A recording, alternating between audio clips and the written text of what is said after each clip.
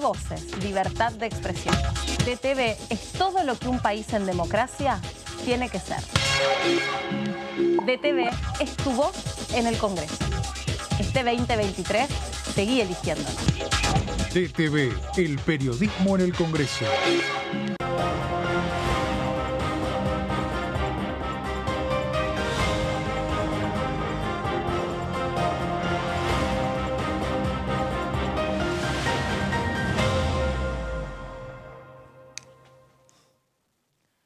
¿Cómo les va? Bienvenidos a la segunda edición de DTV. Acá estamos en una nueva semana cortita. Por si alguien no lo recuerda, la semana del 25 de mayo. Uy, me olvidé la escarapela. ¿Qué lo pido? Hola, Mary, ¿cómo estás? Bienvenida a la Argentina. ¿Aterrizaje forzoso o no? Más o menos, llegué ayer a la noche, así que todavía difícil. Bueno, esta es la Argentina, han pasado cosas, ¿viste? Me fui 2 semanas y ya suspendieron 2 elecciones provinciales, finalmente vino Tonón a la Comisión de Juicio Político. Por suerte está muy informada. No te puedo decir, Mary. Cristina Fernández de Kirchner volvió a confirmar que no va a ser candidata, pasó todo esta semana. Y hay que esperar ¿cómo anda esa voz en off de Fabi, esa voz inconfundible, esa gola? Bueno, gracias. No, pero vengo de la Plaza de Mayo, ya está armado el escenario. ¿Todo bien? Ya está todo armado el escenario para el jueves. Exacto. Así que... ¿Pero qué va a pasar? ¿Qué va a decir? Qué buena pregunta. Bueno, yo creo que Mary esto por ahí conoce también un poquito, bastante, pero creo que en principio va a reiterar las líneas que viene haciendo hace unos cuantos discursos atrás, recalcará lo que le agregó el jueves pasado en el reportaje que tiene que ver con la división en 3 tercios y la necesidad de tener un piso alto que permita entrar en el balotaje o balotaje, no sé cómo preferís decirlo, Meli. Pero ahí está puesta la expectativa, ¿no? Única oradora, 4 de la tarde, sin presencia de grupos artísticos en la previa, única en el escenario, primera vez después de casi 7 años y medio, cuando aquella noche del 9 de diciembre de 2015 se retiraba de su segunda presidencia con un discurso en el cual se destacaron algunas frases, bueno, los que estuvimos allí presentes observando, no vienen por mí, vienen por sus derechos, fue una de sus frases más importantes, cuestión que a partir de ese momento empezó una declinación, creo, de lo que es el bolsillo, el salario de los trabajadores. En ese momento era el salario más alto de América Latina, hoy es el más bajo. Así que está puesta la expectativa de si hará efectivamente un guiño a algún candidato, si marcará alguna línea en ese sentido. Hay varios que están así en la gatera esperando, levantando la mano y diciendo, por favor, bendecime, por favor, acuérdate de mí. Hay como varios sujetitos ahí y otros que dicen, no, deja, va a seguir de largo, ¿no? Al revés, ¿no? Como que hay de todo. Pero bueno, ya vamos a saber. O sea, muchos esperan la bendición y otros están tratando de jugar a las escondidas. No, deja, yo no querría esto. Sí, en principio por la experiencia de las últimas veces que Cristina ha hablado en actos públicos, nadie espera en su entorno más cercano que ella efectivamente haga algún anuncio de tipo de candidaturas.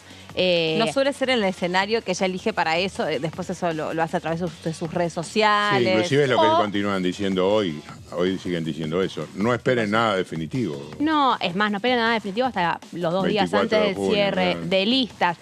Sí va a estar todo el mundo con el traductor prendido para ver cuántos nombres menciona cada una de las intervenciones, si a Sergio Massa le dice Sergio o el ministro de Economía, otra referencia de alguna manera a Eduardo Guado de Pedro, como hizo en la entrevista en C5N la semana pasada. Otra cosa que no se veía hace años y pasaron estas últimas 2 semanas, por cierto. Exactamente. Se verá en esa línea, probablemente siga con que es la preocupación principal de Cristina Fernández de Kirchner hace ya un tiempo, que es la situación económica, y después, bueno, insistir en esto de llevar a cabo, primero diseñar un programa económico y después ver los nombres. Ahora vamos a seguir con el análisis de la política estrictamente, porque también este fin de semana habló Gerardo Morales, porque también hubo otro tipo de derivaciones. Fue la entrevista a Cristina Fernández de Kirchner en C5N con todas las derivaciones que eso trajo, la convocatoria de Alberto Fernández también para que vayan a acompañar a este acto del 25 de mayo. Bueno, pasó de todo. Mary,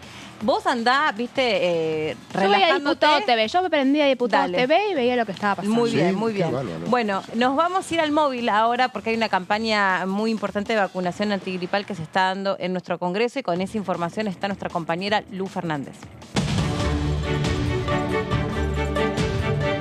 Buen día, Meli, Hola. compañeros y por supuesto a todas las personas que nos acompañan por la pantalla de Diputados Televisión. Muy buena jornada, muy buen inicio de semana. Nosotros nos encontramos aquí con el móvil en el Salón Blanco de la Cámara de Diputados de la Nación.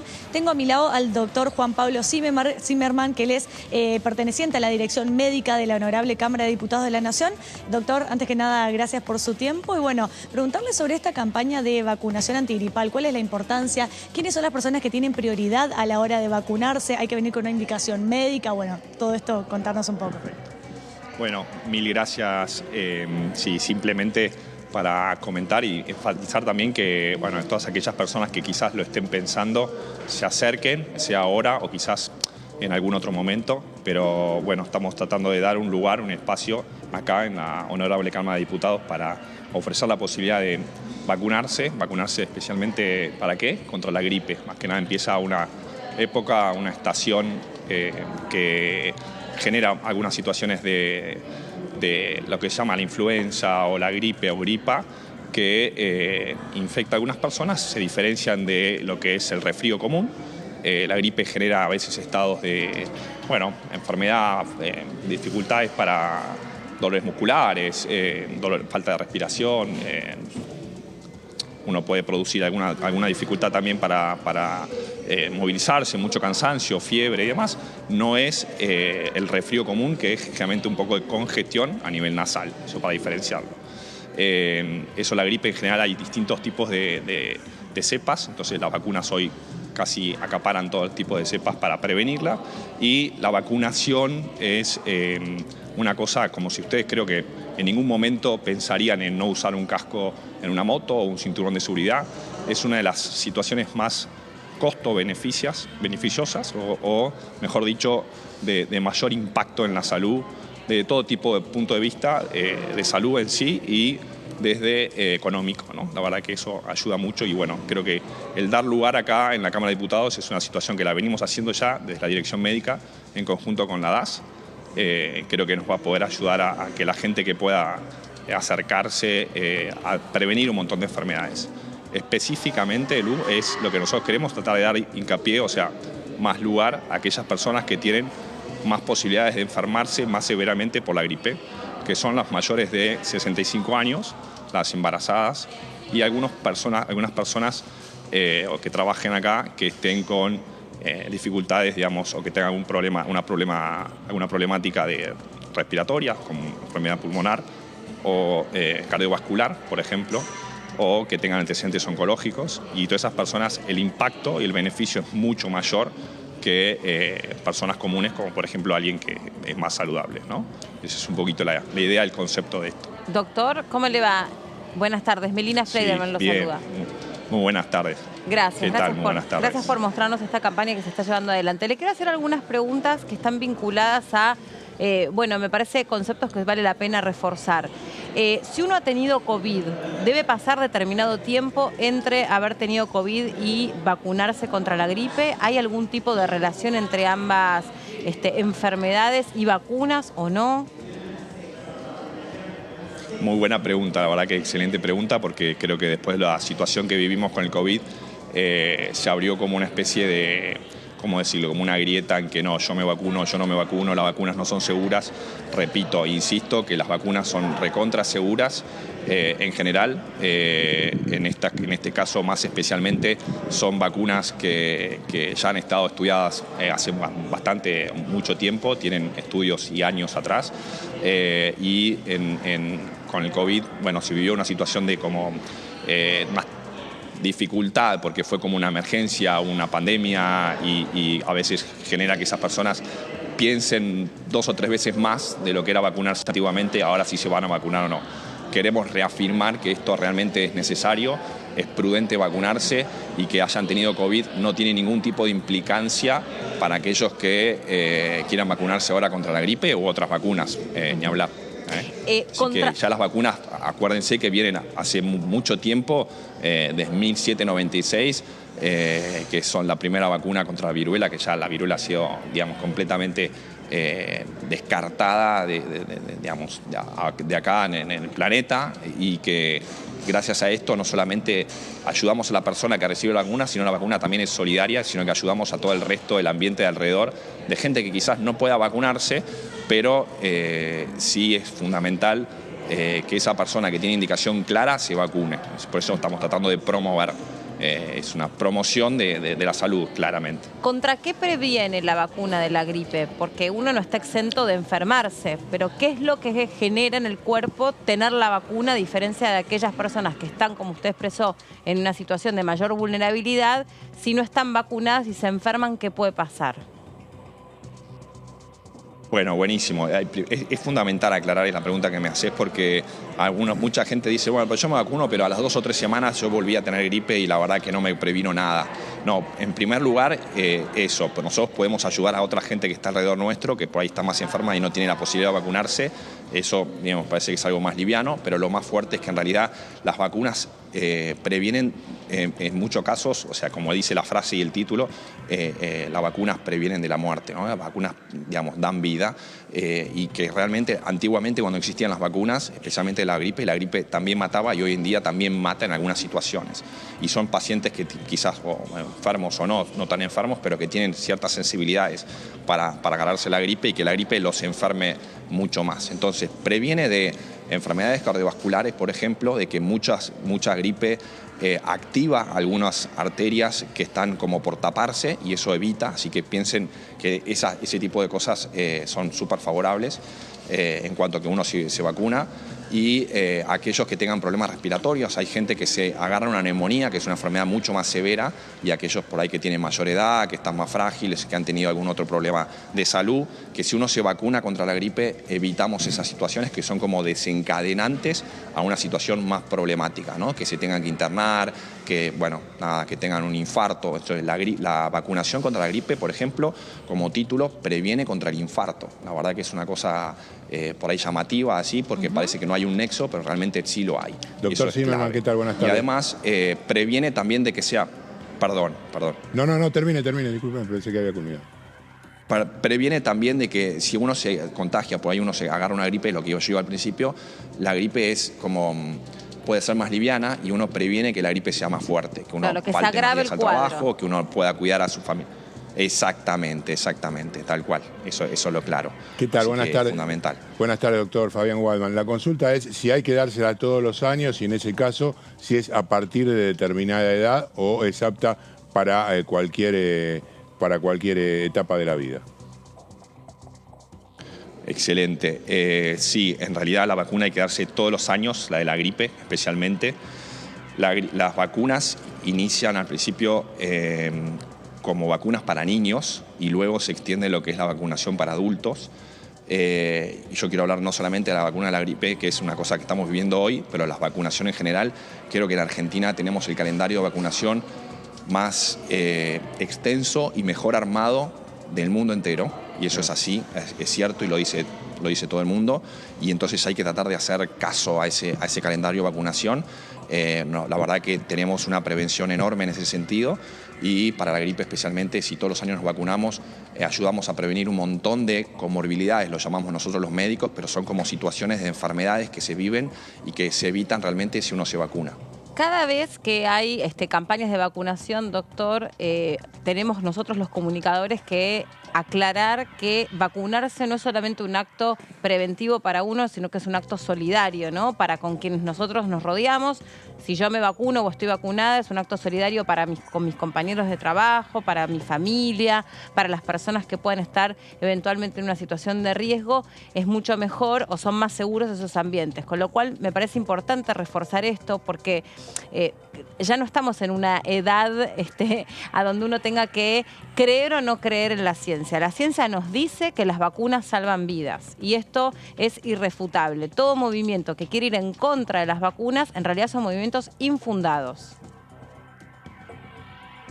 Sí, totalmente, totalmente. Yo de nuevo resalto que la situación del COVID, que fue como una situación en la cual estábamos como en un barco que se llenó de agujeros y el barco se estaba hundiendo y nos tuvimos que subir a unos botes salvavidas y esos botes, bueno, fueron como creados rápidamente como en un estado de emergencia y esa situación hizo que mucha gente que se estaba por ahogar en el barco, bueno, nosotros subimos a esos botes salvavidas y nos pudimos resolver la situación que estábamos viviendo. Ahora, las vacunas en general son recontra bien estudiadas y evaluadas en cuanto a que hay estudios científicos de mucho tiempo y llevan bastante tiempo como para poder sacar realmente una vacuna. Imagínense que uno va a estar vacunando chicos y adultos o adultos con mayor edad, ¿no? De 80, 70 años, que a veces son situaciones frágiles que nosotros no vamos a estar sometiéndola a una dificultad mayor por vacunarle. Al contrario, lo que se quiere, digamos, la salud en general es tratar de ayudar a esa gente a evitar a tener problemas, más dificultades en la salud, ¿no? Sí. Eso está muy bien evaluado, las vacunas son seguras y debieran tener como una situación de largo plazo, que la verdad que en Argentina la venimos teniendo a través de los distintos tipos de administraciones y gobiernos. La vacunación siempre fue mejorándose y eso es clave, fundamental. Es cierto. ¿Y cuál ha sido el grado de respuesta de los trabajadores de la Cámara de Diputados o del Congreso en general? Porque esto me imagino que está abierto para todos. Por ejemplo, nosotros, los que trabajamos aquí en el canal, podemos pasar para vacunarnos. ¿Por qué no nos cuenta un poco para quiénes está abierto esta campaña de vacunación?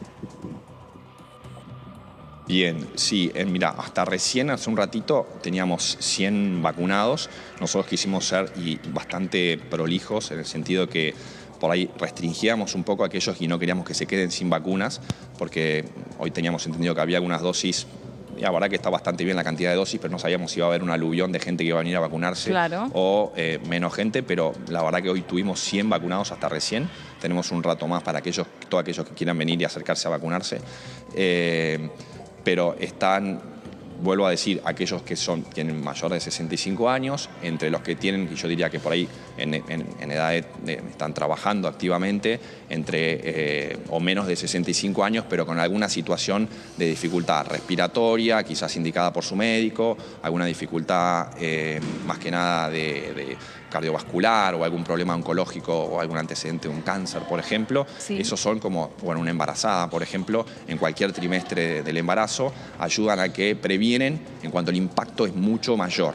Pero todos aquellos que puedan vacunarse, la verdad que, repito, esto es solidario, ayuda. Si uno convive con un padre o una madre que tiene más de 65 años y por ahí no llegó todavía a vacunarse y uno se expone mucho por estar yendo y viniendo y estar en contacto porque el virus de la gripe se contagia a través de la saliva o de la tos y uno como va y viene y el padre por ahí está muy encerrado en la casa, era como pasaba con el COVID. Uno al vacunarse evita que el que está en la casa también se contagie. Entonces la palabra solidaria por la vacuna encaja muy bien.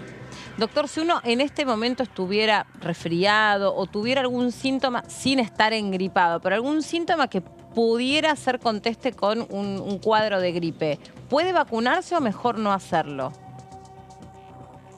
Bueno, en realidad sí puede vacunarse. Yo les comento un poquito porque también para reducir, la vacuna en general está indicada para todos, no hay contraindicaciones grandes, a menos que uno haya tenido una reacción muy importante contra esa misma vacuna y uno sepa que, no, a mí me dieron la vacuna el año pasado y yo esta vez tendría que preguntar a mi médico a ver si me puedo vacunar o no, porque la reacción que yo tuve fue muy importante. Descartado eso, yo pensaría en que sí, igual me voy a vacunar y nada, no hay contraindicaciones y los efectos adversos son mínimos. Entonces, como algún efecto adverso que puede ser un poquito de fiebre al día siguiente, ¿sí?, después de vacunarse, yo diría que si uno está con un cuadro gripal, tratemos de que pase ese cuadro gripal. Esperar un poquito. Para no confundir los síntomas, exactamente, claro, para no confundir los síntomas de que si son de la gripe o el problema que uno tenía anteriormente se estaba agravando porque volvió a tener fiebre. Diría que esperar un poquito. La gripe dura pocos días, 7 días, 8 días, no mucho más. Baja un poco los síntomas y uno sí puede ir a vacunarse perfectamente. Muy bien. Si tuviera la indicación estricta y uno quiere ir a vacunarse, lo puede hacer igual, no hay ningún problema, se puede hacer perfectamente bien, así que no hay ningún problema. Doctor Juan Pablo Zimmerman, gracias por este contacto con nosotros. Un placer, chicos. Bueno, ahí lo van a estar viendo, pero me imagino que ya me estuvieron mirando. La verdad que un placer y un honor poder atenderlos acá. Gracias. Un gustazo.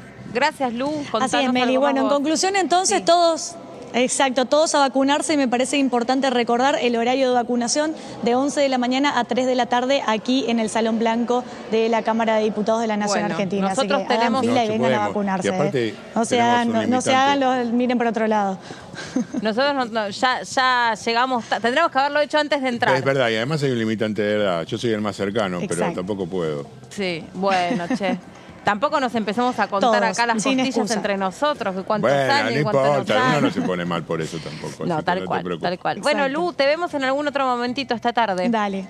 Gracias, Dale, en minutos volvemos ustedes. Hasta luego, Bueno, chau. Chau, Lu, gracias. Bueno, la aterrizadísima María Caferata ya está de pie y la pusimos a trabajar. ¿Con qué tema?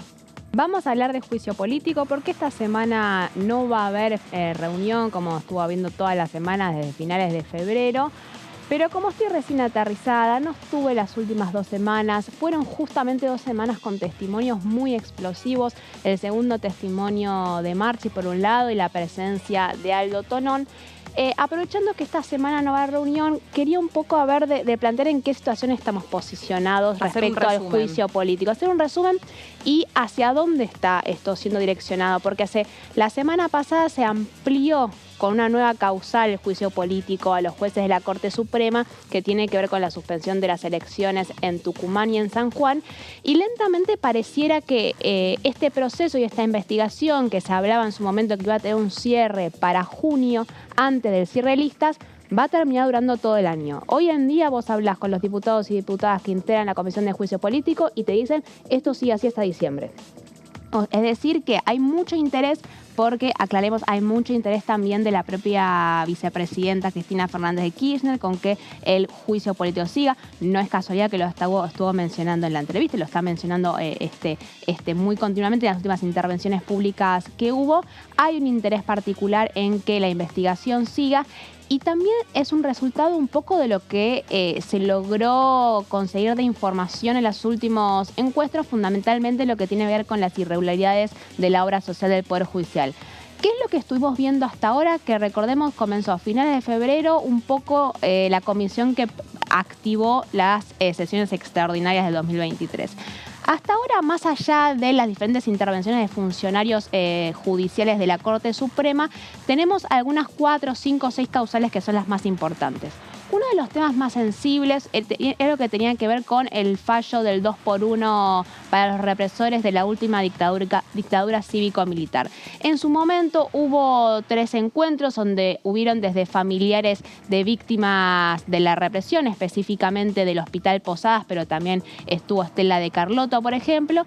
Pero la mayoría tenían que ver con exfuncionarios políticos y algunas figuras judiciales para ver de investigar sobre la hipótesis del Frente de Todos, que es que para que saliera el fallo del 2x1 hubo una negociación entre el gobierno de Mauricio Macri y el juez de la Corte Suprema, Carlos Rosengas, para conmutar las penas de represores detenidos por delitos de lesa humanidad. ¿Cómo? ¿Se acuerdan que lo hemos conversado largamente a través del voto de Highton para poder terminar consiguiendo la mayoría necesaria de 3 contra 2 para que el represor Luis Muiña pudiera salir en libertad, que sabemos que esto termina a los pocos meses por la gran reacción popular que hay en las calles y luego con la sanción de una ley acá en el Congreso de la Nación que limita este beneficio del 2x1 para los casos de personas detenidas por violaciones a los derechos humanos y delitos de lesa humanidad.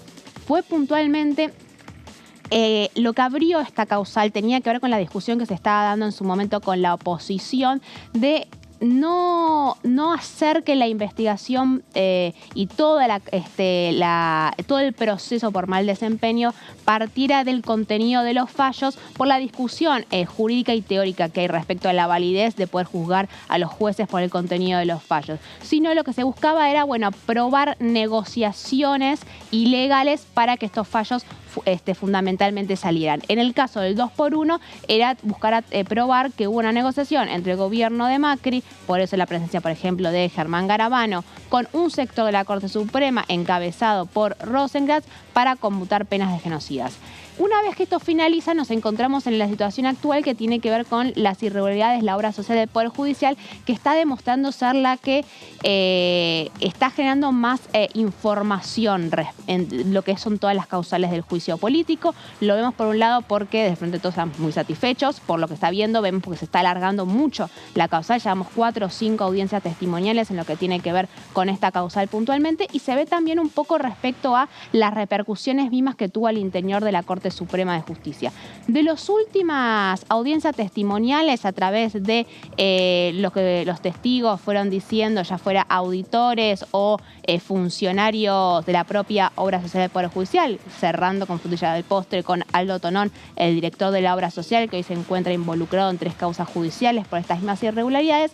Lo que fue la Comisión de Juicio Político pudo ir hilvanando tiene que ver con que hubo 13 años que la obra social no tuvo presupuesto, que había un sistema informático vulnerable, que había una ausencia total de estados contables, la inexistencia de un sistema unificado para controlar el stock de medicamentos, licitaciones irregulares, haciendo particular hincapié en esta empresa Farmandad que se encargaba de distribuir los medicamentos, pérdidas millonarias, y a eso se le suma, por supuesto, las denuncias que hacen los propios trabajadores y trabajadoras judiciales sobre la dificultad a veces de acceder a determinados tipos de tratamiento. Y una vez más, que esto es una constante y que atraviesa todo el juicio político, la insistencia del Frente de Todos de que había negociación de fallos de parte de la Corte Suprema, siempre ubicando en un sector político Juntos por el Cambio, y después en lo particular que vamos a ir viendo en el resto de las causales, que es el gobierno de la Ciudad de Buenos Aires. Ahí, Mary, hay una cosa particular que sucedió justamente en los 15 días que vos no estuviste, que ambos días que sesionó la Comisión de Juicio Político, en la primera oportunidad, la Corte Suprema dictaminó el fallo contra las provincias, las elecciones de San Juan y Tucumán. Y la segunda reunión, la semana pasada, al mismo tiempo que se desarrollaba el encuentro de los diputados con los testigos, salió una nueva imputación contra Ginés González García. Digamos, del Frente de Todos lo que manejan es justamente, o casualidad, mientras estamos hablando de una cuestión que cuestiona justamente a los supremos, aparece desde la justicia alguna mano invisible moviendo los pialines, en un caso por un tema político, en otro caso justamente una cuestión ligada a la salud, para de alguna manera tratar de tapar esta noticia que, por más que no sea primera plana en los principales medios de la oposición, digamos, sí efectivamente saca a la luz mucha información. Sí, que curiosamente todo se estuvo dando puntualmente cuando se profundizaba sobre esta causal, ¿no? Que pareciera ser que es la que está teniendo más repercusiones. Un poco haciendo una valoración del camino recorrido hasta ahora, lo que tuvo que ver con el fallo del 2x1 de los genocidas, más allá de lo sensible y de las repercusiones y lo cuestionable que puede haber sido el fallo mismo, es más difícil para probar el mal desempeño. En ese caso, porque vos no podés opinar sobre el fallo. Vos tenés que pero incluso la hipótesis misma de la negociación tiene algunos agujeros. Claro, que fue un fallo, digamos, donde lo que primó fue una negociación en una convicción. Exacto. Eso es lo que vos tenés que tratar de probar, y es muy complicado porque es un camino muy difícil de desandar. Claro, ahí el costado por ahí más concreto es el cambio de voto, digamos, de Hayton de Nolasco, que en un momento había votado de una manera y después votó de otra. Lo mismo que se le cuestiona a Rosenkrantz con el fallo sobre las elecciones. Es como probar una instigación en un delito. Es algo difícil. Sí, claro, que alguien te haya convencido para que vos hagas tal o cual. Si te llevas el secreto a la tumba, te llevas el secreto a la tumba. No es muy... Ahora, el tema de la obra social o del mal manejo de la obra social es como... Ahí como justamente hay una acordada que ellos mismos firmaron. Claro, iba a decir, acordaron, pero si es una acordada, acordaron, ellos mismos firmaron.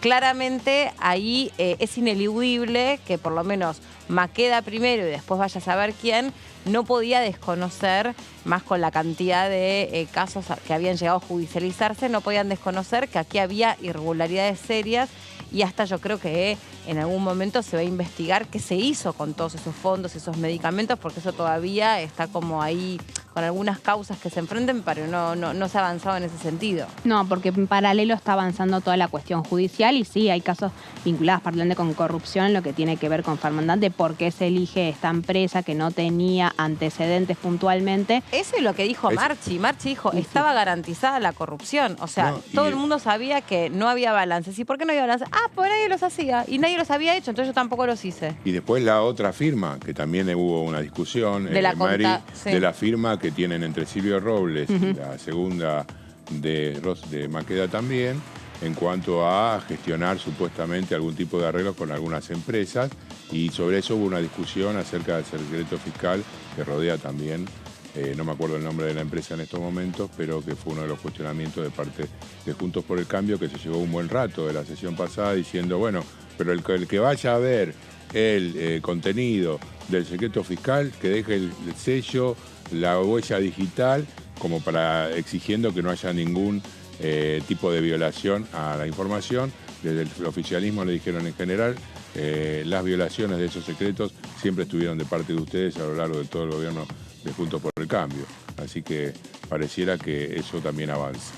Bueno, justamente y por eso es que claramente el oficialismo está viendo que está teniendo repercusiones, está teniendo impacto mediato, si bien relativamente, porque estamos, en el inicio de la campaña electoral, con la realidad de la situación económica termina matizándolo, pero semana a semana genera cierto impacto, entonces hay una intención de al menos 1 o 2 reuniones más vinculadas al tema de la obra social del Poder Judicial. La próxima reunión va a ser la semana que viene, todavía no están definidos los testigos que van a comparecer, todavía lo están analizando.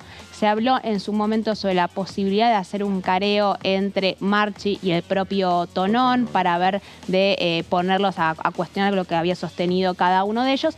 Es complicado porque, como se vio la semana pasada, la mayoría de las veces que le hacían una pregunta a Tonón más incisiva, él se escudaba con el artículo 18. Entonces, en un posible careo, lo más posible es que termina sucediendo lo mismo, entonces hay que ver si le puede sacar mucho jugo a eso, porque después de todo Tonón tiene el derecho a no autoincriminarse y en línea de eso lo más probable es que repita la estrategia que implementó la semana que viene.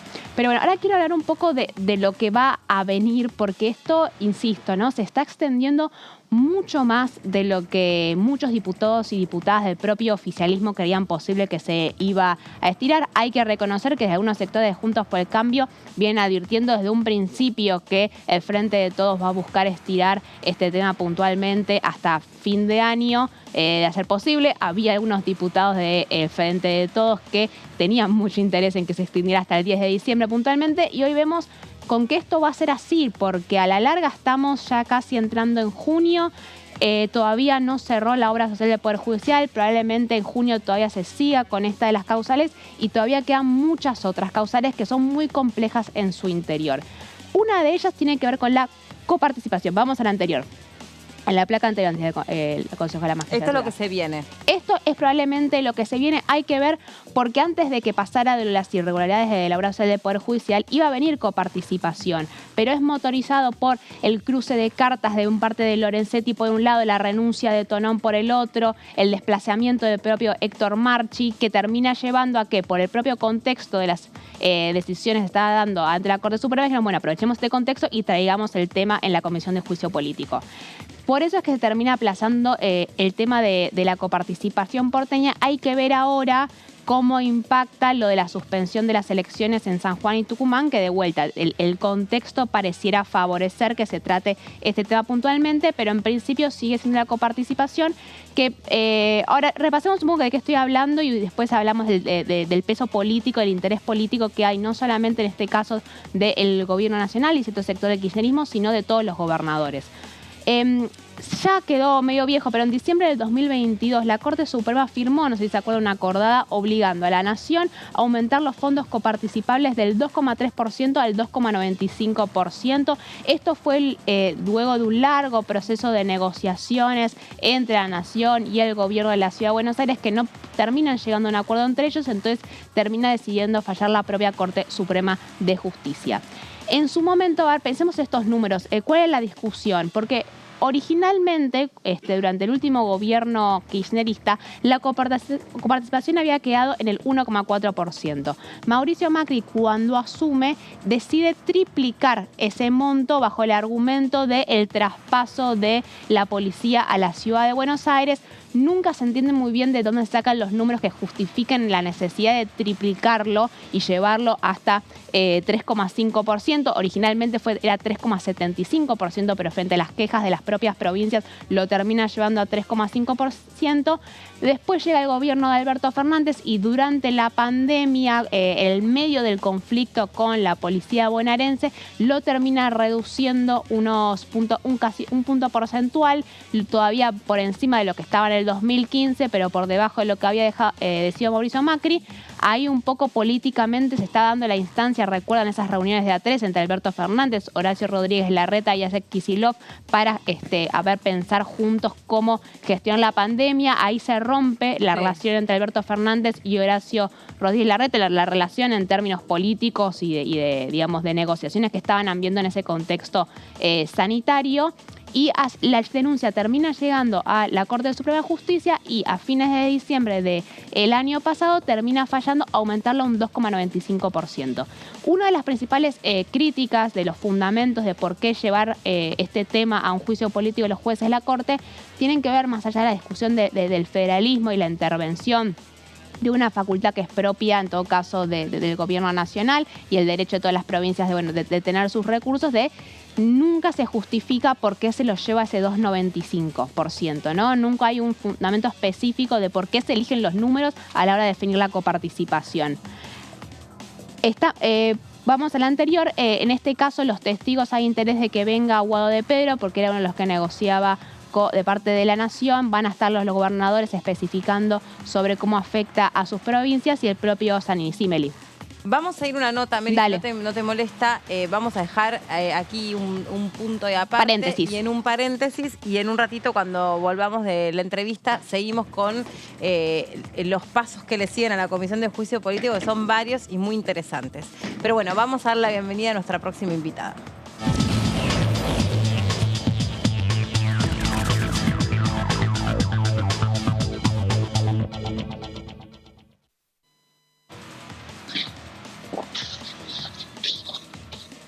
Diputada, ¿cómo está? Pero muy bien de verlos. ¿Cómo están ustedes? Bien, muy bien, muchas gracias. Bueno, disculpe que esperé un ratito, pero estábamos haciendo una especie de resumen que no puede ser muy sintético porque ha pasado mucho en la Comisión de Juicio Político. ¿La viene siguiendo? Sí, la vengo siguiendo. Y bueno, lo que vengo siguiendo no escapa de lo esperado de alguna manera, ¿no? Me parece que este juicio a la Corte de Justicia es un juicio más bien político que no se debería dar. Pero bueno, ahí están. No pertenezco a la comisión, pero este interés institucional, sin lugar a duda, y todos debemos estar enterados de qué es lo que está sucediendo, ¿no? Sí. Digo, bueno, allí nosotros estábamos detallando que han pasado distintas situaciones de distinto tenor y decíamos que tal vez el causal del tema del el mal manejo de la obra social sí deje un poco más en evidencia, que era bastante irregular el manejo de esa obra social. No sé qué mirada tiene usted particularmente sobre esto y si esto puede o no constituir una causa en el juicio por mal desempeño de las funciones de los jueces. Miren, yo dejaría funcionar al Consejo de la Magistratura de la manera en que el mismo se ha conformado. Sí. Ese Consejo de la Magistratura es el que debería estar estudiando el funcionamiento de la justicia y no esta comisión conformada más bien como, les decía al comienzo, como una comisión política que no corresponde sobre otro Estado. Para eso sobre otra parte del Estado, sobre otro de los poderes del Estado. Sí. Esta es mi manera de ver las cosas. O sea, si institucionalmente nosotros estamos organizados de tal forma que está constituido el Consejo de la Magistratura para hacer el seguimiento de este otro poder del Estado e inclusive llegar a los juicios, a los jueces, como correspondería, bueno, habría que hacer funcionar ahí, que es lo que hemos decidido constitucionalmente e institucionalmente, que debe ser el organismo que trabaje sobre el funcionamiento de la justicia. Así que no estoy de acuerdo con este juicio político que se lleva fuera de este contexto. Ahora, diputada, ¿qué tal? Fabián Waldman la saluda, ¿cómo está? Buenas tardes. Ahora, el ¿Cómo presidente... está, Fabián? Buenas tardes. Bien, un gusto. Ahora, el juicio político está instaurado en la Constitución Nacional, efectivamente es el Poder Legislativo el que debe llevar adelante la evaluación del desempeño correcto o fallado de los otros dos poderes, tanto del Ejecutivo como el Judicial, y por otro lado el que preside el Consejo de la Magistratura es nada más ni nada menos que el presidente de la Corte Suprema, con lo cual no veo allí posibilidad manifiesta de encauzar justamente una acción contra quien preside los dos organismos más importantes de la justicia. No sé cómo lo ve usted. Mire, yo lo que veo es que acá se quiere ir contra la Corte de Justicia por lo que es sus sentencias, y eso no está permitido a través de la Constitución de los argentinos. Acá no se puede ir contra el Poder Judicial por una sentencia. Así que dejemos funcionar el mecanismo que nosotros tenemos para estos casos, que es el Consejo de la Magistratura. Y le voy a decir una cosa, presidir un órgano no significa ser el propietario de ese órgano. Ejemplo, hoy la Cámara de Diputados de la Nación está presidida por Cecilia Moró. Eso no significa que sea dueña de los diputados, ni sobre lo que los mismos resuelven y cómo van obteniendo de alguna manera su forma de actuar de acuerdo a lo que estableció la votación de los argentinos, que es mayorías, minorías, y es lo que debemos hacer funcionar. Eso se llama democracia. Y esta es la misma manera, pienso, para lo que hoy se lleva adelante a través de este juicio político a la Corte de Justicia por su sentencia. Hola, diputada, ¿cómo está? Acá María Caferata la saluda. Buenas tardes. Un gusto escucharte.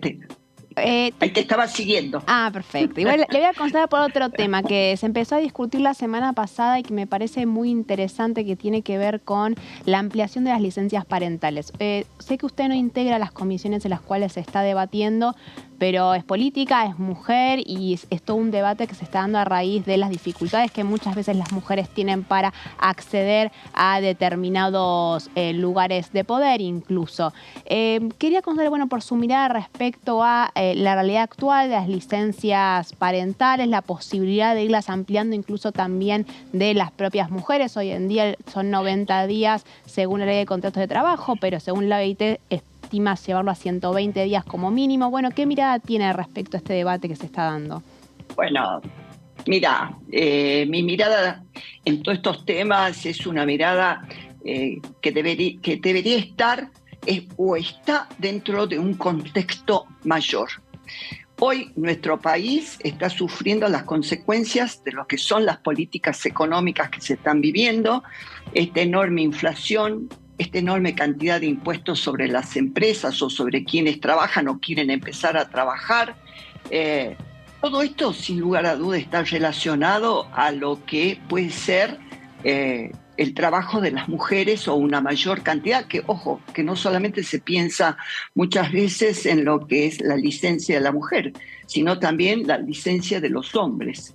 En otros países del mundo le dan la misma cantidad de licencia al hombre como a la mujer, pero esos países que lograron estos beneficios también lograron aparejar beneficios económicos a todo el contexto. Cuando digo todo el contexto, yo, por ejemplo, vengo de la actividad privada. Este es el comienzo, o sea, es desde donde provengo y sé lo que significa hacer que una empresa privada logre subsistir en el tiempo en estos vaivenes que tiene la política. cuando nosotros logremos este equilibrio, sin lugar a dudas vamos a lograr muchísimos más beneficios para quienes trabajen. Pero mientras esto no se logre, lo veo muy difícil de poder ser sancionado e inclusive ejecutado, que es lo más importante. En muchos casos pienso que de acuerdo al tamaño de las empresas o al tamaño del lugar donde nos desempeñamos como mujeres, podamos generarle condiciones internas como centros de lactancia materna, como lugares para los niños o los bebés que nacen, y todo esto llegar a una conjunción de tal manera que se pueda pensar en que es atendido el bebé, que las licencias estas estarán o no estarán definidas con respecto a estos temas. En fin, creo que es de largo debate este tema que me estás planteando. No pertenezco a la comisión, no sé cómo va. Pero a ver, le cambio la pregunta para pensarla de otra manera. Usted misma dijo que ha participado durante mucho tiempo en la actividad privada. ¿Le parece que 2 días... 40 años. 40 años, bueno, con más razón. ¿Le parece que 2 días es suficiente para que el hombre, la persona que no está gestando, pueda hacerse cargo de sus responsabilidades paternas? ¿O de cuidados? ¿O de cuidados? No, sí. Sí, podría ser, pero vos no me hablaste de 2 días, vos me hablaste de 90 días. Pero la ley de contrato de trabajo para los hombres es de 2 días, ¿o me equivoco? Hoy tenemos 2 días. 2 días hábiles. Hoy tenemos 2 días. Bueno, ahí estamos hablando de otro tema, sin lugar a dudas. Por el cambio. Sería muy bueno. ¿Ah? Por el cambio que le estaba hablando mi compañera María, digamos, en el sentido de que actualmente los hombres o parejas de las personas gestantes tenemos solamente 2 días hábiles de licencia cuando nuestro hijo o hija nace. ¿No hay que modificarlo eso? A mí me gustaría. Esa modificación me parecería muy importante, porque es muy importante la compañía de la madre y del padre en los momentos de haber dado a luz a un miembro más de la familia. Pero entonces entiendo que usted está en contra o entonces no piensa que es el momento para aumentar la de las personas gestantes, pero sí estaría de acuerdo en acompañar un aumento de al menos 15 días para el caso de los hombres en las licencias parentales, sí. ¿Para entender bien? Sí, eso podríamos. No sé en qué estado está el debate que se lleva a través de las comisiones que están trabajando en el tema, pero... Sí, igual también lo interesante ahí... diputada, perdón que interrumpa. Ahí me parece interesante.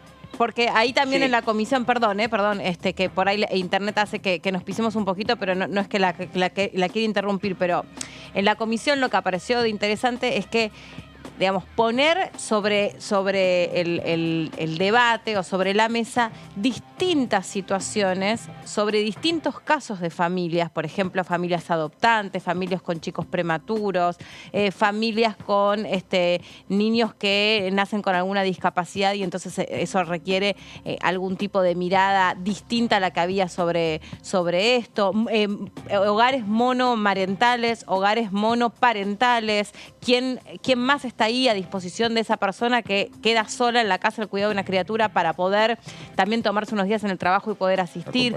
Digamos, no solamente la cuestión de dar el pecho, sino también todo lo que supone estar al cuidado de un otro, ¿no? Sin duda, muy interesante y un tema a debatir y a trabajar sin lugar a dudas.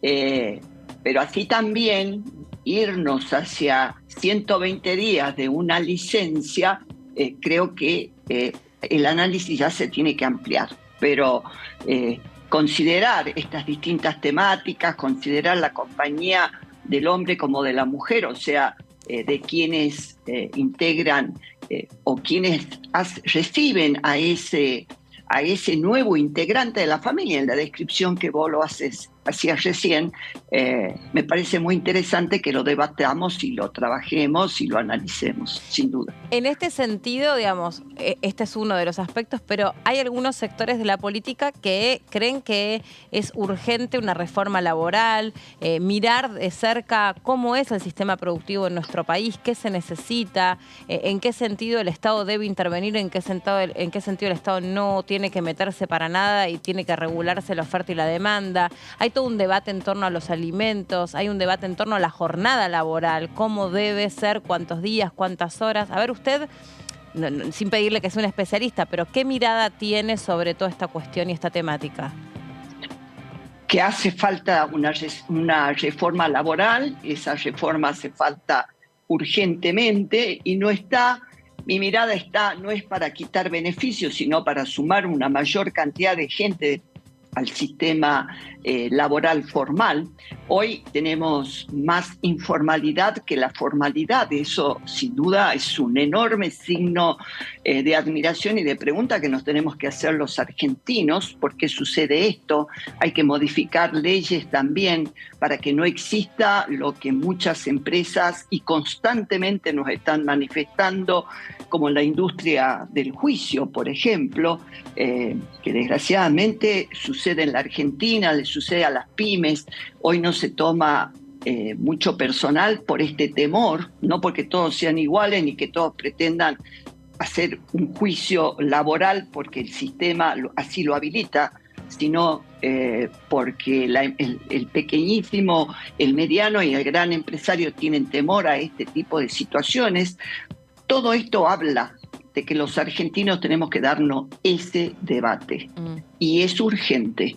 Necesitamos sumar mucho mayor cantidad de puestos de trabajo al sistema formal y para esto tenemos que lograr ese debate y ese consenso para construir una nueva ley laboral adecuada a los tiempos que se están viviendo, sin duda que sí. Sí.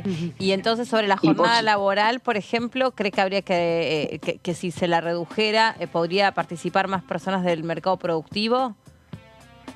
No, creo que no está relacionado a eso. Okay. Creo que está relacionado a lo que hablábamos recién, o sea, no pasa por la cantidad de horas de trabajo, pasa por esto que hablamos, ¿no? O sea, hace falta unas reformas laborales, sindicales, impositivas, modernas, que se adecúen al mercado laboral, al mercado que hoy vivimos en general, porque necesitamos que este país empiece a trabajar. Inclusive, no solamente deberíamos hablar de que es necesaria una reforma laboral que sea moderna, sino también tenemos que hablar cómo vamos a incentivar a que ingrese al sistema comercial, al sistema de las pymes y demás, mayor cantidad de emprendedores, mayor cantidad de personas que quieran trabajar en forma privada, independiente, ser gestores de su propio negocio, pero para ello necesitamos una reforma impositiva. En este país, en cuanto dijiste que quiero montar mi pequeño emprendimiento, te apareció la municipalidad, te apareció la provincia, te apareció la nación, todos a pedirte que antes que empeces a trabajar le pagues algo. Y cuando empezás a trabajar no sabés si vas a tener cómo seguir afrontando estas exigencias impositivas en estos 3 niveles a los cuales hago mención. Quieren ya empezar a lucrar de algo que tampoco empezó a caminar. Así que miren si no tenemos trabajo para adelante. Diputada, 2 consultas. Una relativa a cuál sería su orientación, alguna medida, porque está claro que tanto el oficialismo como la oposición hablan de reformas desde el punto de vista de las leyes del trabajo, unos en un sentido, por ejemplo, el diputado Hugo Yasky propuso hacer 40 horas semanales, como le hizo referencia recién mi compañera Melina, y desde la oposición hablan de algunas cuestiones como la que usted nombró recién con respecto al tema de los juicios de trabajo. Específicamente, con respecto a las leyes actuales, ¿cuál sería una medida que usted entiende imprescindible para que el próximo gobierno lleve adelante fuera, digamos, de lo que es el enunciado? Porque sabemos que hay que mejorar y sabemos que hay 9 millones de personas que están fuera del mercado laboral. Pero para que quede claro, para los que están viendo en estos momentos Diputados TV, ¿cuál sería una de esas medidas a implementar? Bueno, es claro lo que acabo de decir. Yo acabo de decirles que es necesario implementar reformas laborales, impositivas, gremiales en nuestro sistema, en todo este sistema que significa el de la economía de la Argentina. Sin duda nos tenemos que preguntar por qué estamos en estas condiciones y es las que hay que modificar. Se han presentado muchísimos proyectos, están en la Cámara de Diputados de la Nación como en la Cámara de Senadores. Es cuestión de debatirlo. Ahora, se hace muy difícil debatir cuando hay... Usted me hizo especial mención al diputado Yasky. Bueno, ellos provienen del sistema gremial, ese sistema gremial que hoy lo vemos como que cuando hablamos de estos temas se sienten amenazados. Se sienten amenazados, pero capaz que sienten que se le amenaza ¿cómo decirlo? Su propio sistema gremial, sin que piensen que realmente las cosas deben ser para más y no para menos, como lo vivimos. Miren, no podemos dejar de pensar un sistema gremial como el que vivió, por ejemplo, María Eugenia Vidal, donde desde el día que empezaron a hacer paros docentes. Hoy, con todas las problemáticas docentes que hay, no se ve ninguno. Esto habla de que hay algo en la Argentina que no está funcionando y que debemos corregirlo. Y para eso queremos ser gobierno. Queremos corregir todo esto que no deja crecer el sistema productivo, no deja crecer todo lo que... o llegar a los verdaderos objetivos educativos y demás, que son fundamentales para que el país salga adelante. A ver, si yo miro hacia alrededor, ¿qué pasa con Uruguay? ¿Qué pasa con Paraguay? ¿Qué pasa con mismo Bolivia, con Chile? Todos están en mejores condiciones económicas, tienen equilibrio en la moneda. Los argentinos nos queremos ir a invertir afuera. A ver, ¿a cuántos les preocupa realmente que estas cosas cambien? A mí sí me preocupa. Quiero que las cosas cambien. Diputada Cornejo, gracias por esta charla con nosotros. Te mandamos un saludo. Gracias. Chau. Gracias a ustedes, como siempre. Un fuerte abrazo. Un abrazo, chau, gracias.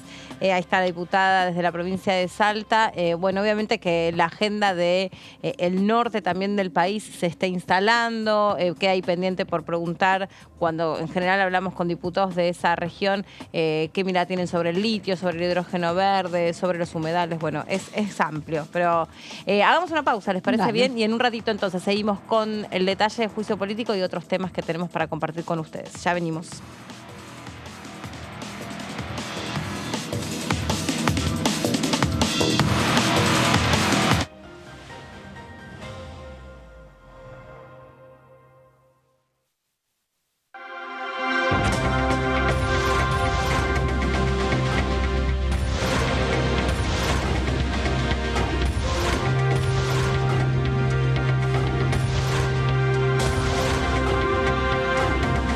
Ellos son tu voz en la segunda edición. DTV, el periodismo en el Congreso.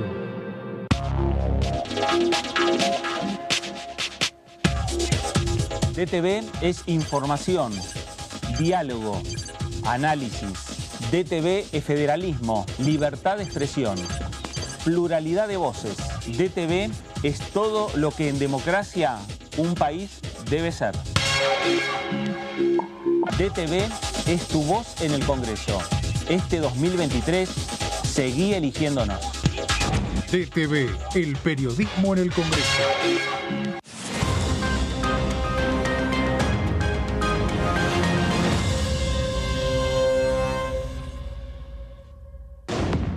Hola, bienvenidos a una nueva jornada del resumen de noticias parlamentarias.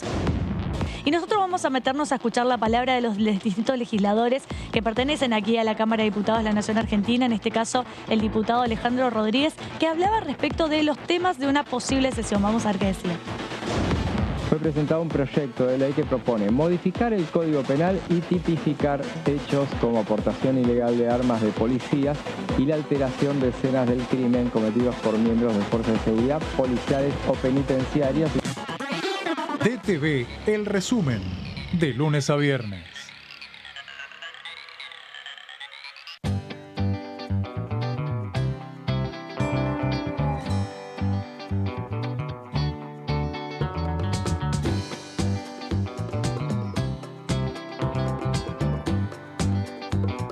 Para hacer visible y formalizar el trabajo en casas particulares, creamos el programa Registradas, generando empleo digno y de calidad.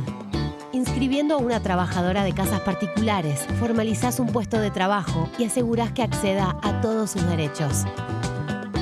A través del programa Registradas, durante los primeros 6 meses, el Estado cubre el 50% del sueldo de las nuevas trabajadoras.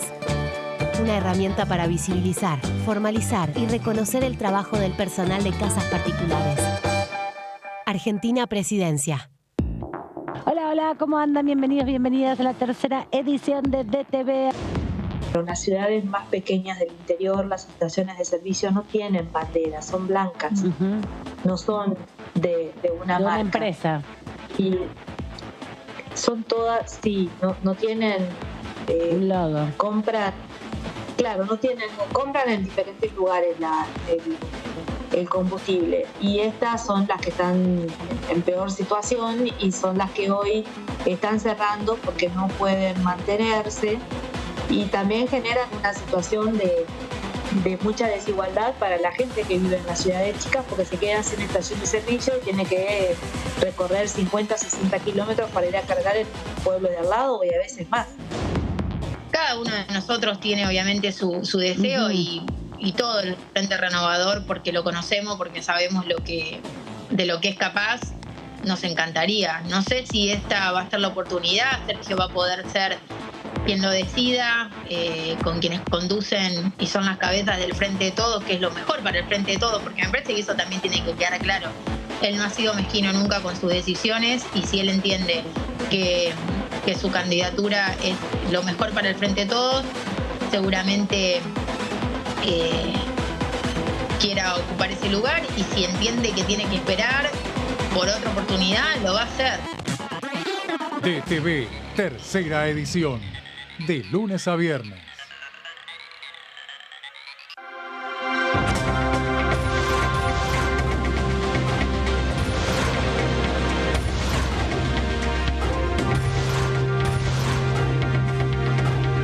Ellos son tu voz en la tercera edición. DTV, el periodismo en el Congreso. ¿Qué tal? Buenas noches, bienvenidas y bienvenidos a Punto Género. Hoy tenemos un programa súper especial. Cumplimos 200 emisiones. Hay una discusión cultural sobre todo esto, ¿no? Tal vez en otros momentos no existía ese acompañamiento social y cultural. Y yo creo que en ese sentido, hablábamos de una inversión económica, también es una inversión en salud mental, es una inversión en cómo queremos, en cómo pensamos la crianza de las nuevas generaciones. A mí sí me parece que acá hay que denunciar que pasa algo mucho más grave que la impunidad, que ya es grave. Que lo que se está buscando hoy es el silenciamiento de las víctimas de abuso sexual y de las periodistas que escribimos, contamos, decimos y acompañamos, en el caso de América Latina, a las víctimas de violencia. Punto Género, lunes, 23 horas.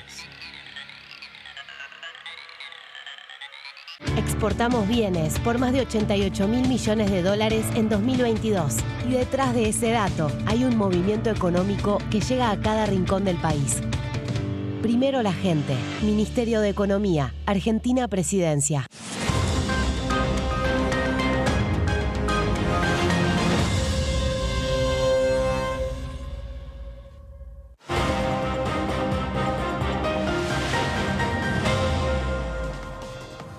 Bueno, retomamos la segunda hora del programa y la habíamos interrumpido a Mary, que estaba haciendo un detalle pormenorizado de todo lo que hasta acá dejó la Comisión de Juicio Político y cuáles van a ser los temas que convoca ese grupo de diputados una vez que termine el debate o la exposición vinculada al expediente de la obra social. Estábamos en la coparticipación. Sí, habíamos terminado que estábamos especulando un poco con la posibilidad de que el próximo tema sea la coparticipación, dado que antes de que llegara el tema de las irregularidades de la obra social del Poder Judicial, era el tema que se estaba estudiando para que siguiera la causal del 2 por 1 a los genocidas.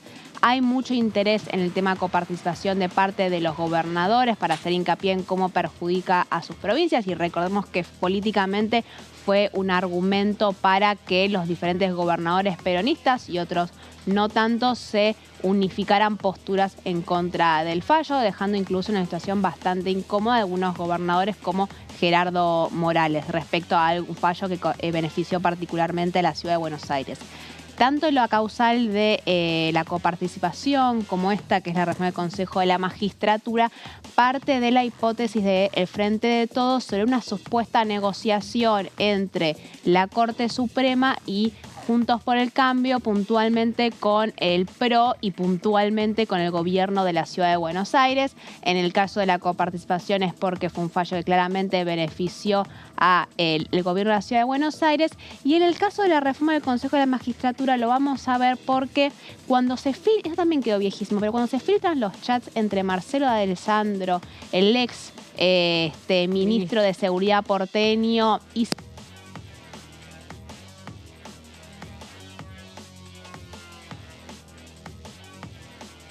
Espera, Mary, porque se te fue el micrófono, así que ahora bueno, vamos a lo que estamos hablando lo podemos retomar. Pero vamos a retomar ahora. Lo podemos retomar, digamos, a propósito de lo que tiene que está enfocada en esta placa, si querés, porque acerca de los chats le damos apoyo. Ella no estuvo la semana pasada, no sabe, pero la semana pasada Marcelo D'Alessandro declaró en el juicio que se sigue por el asesinato de Lucas González, el pibe de 17 años que fue asesinado por...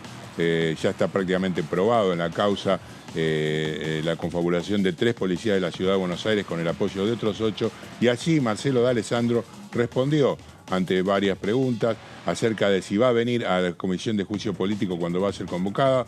Me dijo que sí. Y le preguntó también a una compañera acerca del viaje. ¿Por qué había viajado con otros funcionarios y con medios periodísticos al Lago Escondido? La respuesta es, porque viajo. Ah, bien. Es una persona viajera. Profunda la respuesta. Sí. Bueno, puntualmente lo que tenían que ver cuando se filtran estos supuestos chats entre ambos, se mostraba que había mucho interés de Silvio Robles en materia de la aplicación de lo que fue el fallo sobre la inconstitucionalidad del Consejo de la Magistratura. A ver, ¿qué pasó? Esto fue en diciembre del 2021, cuando la Corte Suprema de Justicia termina fallando con que la composición de ese entonces del Consejo de la Magistratura era inconstitucional. Esta era la composición que se había sancionado durante el gobierno de Cristina Fernández de Kirchner, el gobierno de Néstor Kirchner en el 2006, y se aplicó durante 15, 16 años, y la duda que había era porque habían tardado 15, 16 años en fallar respecto a una causa que había estado ahí flotando, y con el Consejo de la Magistratura tomando decisiones muy puntuales y designando jueces y juezas durante esos años, y que ahora se decidiera que era inconstitucional. Esa es una de las razones por las cuales, se avanza con el juicio político. Y la otra tiene que ver puntualmente con que la Corte Suprema de Justicia, ¿qué es lo que hace? ¿Se acuerdan? Da 120 días para que el Congreso de la Nación designe una nueva composición y sancione una nueva ley. 120 días versus 15 años, había una diferencia muy clara en el tiempo disponible para ponerse a discutir algo tan sensible como es la composición de la Corte, el Consejo de la Magistratura, que recordemos es el órgano encargado de designar y sancionar y expulsar a los jueces y juezas de la Nación. Debido a la situación muy particular que ya conocemos en la Cámara de Diputados de la Nación, en la cual el Frente de Todos le cuesta mucho llegar a determinadas mayorías y en la cual siempre todos los proyectos vinculados a la justicia generan mucho rechazo y mucha desconfianza por parte de Juntos por el Cambio, pero de la gran mayoría de los bloques opositores, fue imposible en 120 días sancionar un nuevo proyecto. Después se siguió debatiendo, pero una vez que se cumplen esos 120 días, automáticamente lo que sostenía la Corte Suprema era que se iba a implementar la ley que había sido derogada en el 2006 y que se había sancionado en 1990. ¿Qué es lo que sostenía esta composición? Lo más importante, que el presidente de la Corte Suprema era a su vez el presidente del Consejo de la Magistratura. La denuncia del Frente de Todos es que con este fallo lo que busca la Corte Suprema es meterse por la ventana en la conducción del organismo encargado de sancionar y designar a los jueces de la Nación. ¿Por qué lo era también? Es un tema particularmente sensible y hace a estas negociaciones que denuncian de parte del Frente de Todos entre Juntos por el Cambio y la Corte Suprema de Justicia, que desde el oficialismo consideran que se vio claramente en estos chats. Y es muy probable que, como parte de esta causal, veamos que finalmente sean citados el propio D'Alessandro y el propio Silvio Robles, que era un poco la frutilla del postre que se estaba esperando desde que se anunció que se iba a avanzar con el juicio político de la Corte Suprema. Es más, fue el conocimiento de estos chats los que motivan a avanzar con esta investigación. Así que, bueno, imagino ahí que habrá mucho ojo electoral respecto a ver cuándo se convoca tanto a D'Alessandro como a Robles. Lo interesante también es observar, como decís vos, Mary, cómo se fue, entre comillas, corriendo o profundizando en cada uno de los expedientes y se los hacía coincidir o justo coincidían, eso va en la interpretación de cada uno, con determinados momentos de la vida política de la Argentina. ¿Por qué? También, bien decías vos, cuando la Corte también se metió en el tema de las elecciones, que la suspende, ahí Alberto Fernández, mientras se sustancia esta parte acusatoria contra los miembros de la Corte Suprema, lo que dicen es, bueno, ¿saben qué? Y ahora también vamos a incorporar esto como un nuevo causal de mal desempeño en las funciones, porque la Corte se está metiendo a donde no le compete, y de hecho ahora las elecciones en Tucumán se van a reanudar porque se resolvió que sí, que efectivamente era la propia provincia la que tenía que resolver esa cuestión y resolverla en las urnas. Pero aquí hay todo el tiempo un juego de tensiones entre lo que fue el juicio de vialidad de Cristina, si hubo o no hubo lawfare, si hay un partido que es el partido judicial que toma determinadas decisiones en virtud de algunas especulaciones políticas o no. Todo esto está o es el telón de fondo de cada uno de estos expedientes.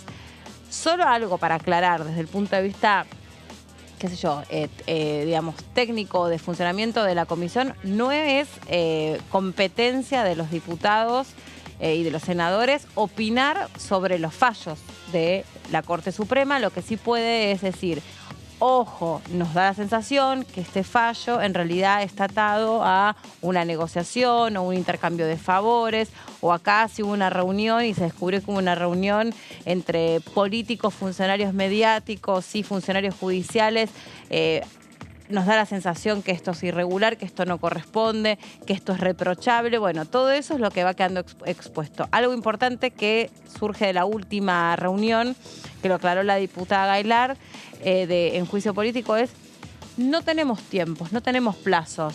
Vamos a avanzar en función aparezca información y nos parezca pertinente que se produzca la mayor prueba posible. Sí, eso es como efectivamente lo decía hace un ratito Mary, ¿no? En función de cómo van surgiendo las causas y cómo se va hilando y las repercusiones que tienen en otros niveles y en otros poderes de lo que suceda. La situación real es que esto ha ido tocando algún nervio sensible de la Corte de los Supremos, se produjo la salida de Tonón, se produjo las repercusiones que ha tenido, la llegada la semana pasada, que eso también es una de las cosas que había que sumar, que llegó a través de una intimación del juez Ariel Lijo y que de alguna manera pone como antecedente para cualquier otro que no se quiera presentar esta posibilidad. Y allí nos dijeron, Mary, porque estábamos la otra vez hablando sobre el famoso Maceo, el doctor que no lo habían convocado, porque no lo convocaron, porque no estaba dentro de ninguna causa imputado. Al no estar esa situación desarrollada, debe ir a sorteo. Ajá. En este caso, al tener una causa definida, un lugar concreto donde podían enviar la citación, estaban relativamente seguros con la mayor cantidad de posibilidades que efectivamente iba a salir la resolución que lo citaba y que de hecho fue anunciada durante la misma comisión a primera hora de la tarde y después se hizo presente a las 5 cuando ya estaba comenzado el trabajo del miércoles pasado. Sí, es un antecedente que te permite y le da más herramientas a la Comisión de Juicio Político. Y un poco para cerrar, para no extendernos mucho más, esta última incorporación que se dio la semana pasada precisamente, que tiene que ver con incorporar la causal vinculada a la decisión de la Corte Suprema de suspender las elecciones tanto en Tucumán como en San Juan. El proyecto de ampliación lo que hace es denunciar una intromisión en cuestiones de jurisdicción local, además de generar violaciones a los derechos humanos de los ciudadanos, y acusan particularmente a la Corte Suprema de intervenir ilegítimamente en el proceso electoral de las dos provincias, y hace un poco a esta denuncia que se que se hace respecto a ver, bueno, que la Corte Suprema está accediendo en las facultades que le pertenecen, como en el caso de la suspensión de las elecciones, como en el caso de la reforma del Consejo de la Magistratura y también como en el caso de la coparticipación. Son estas algunas, hay otras causales, es decir, estas son las más importantes que yo quería destacar. Hay algunas que tienen que ver con el involucramiento de Rosenkrantz en causas que estaban vinculadas a trabajos anteriores que había tenido. Bueno, en principio hay tela para cortar durante gran parte del 2023 con la fusión.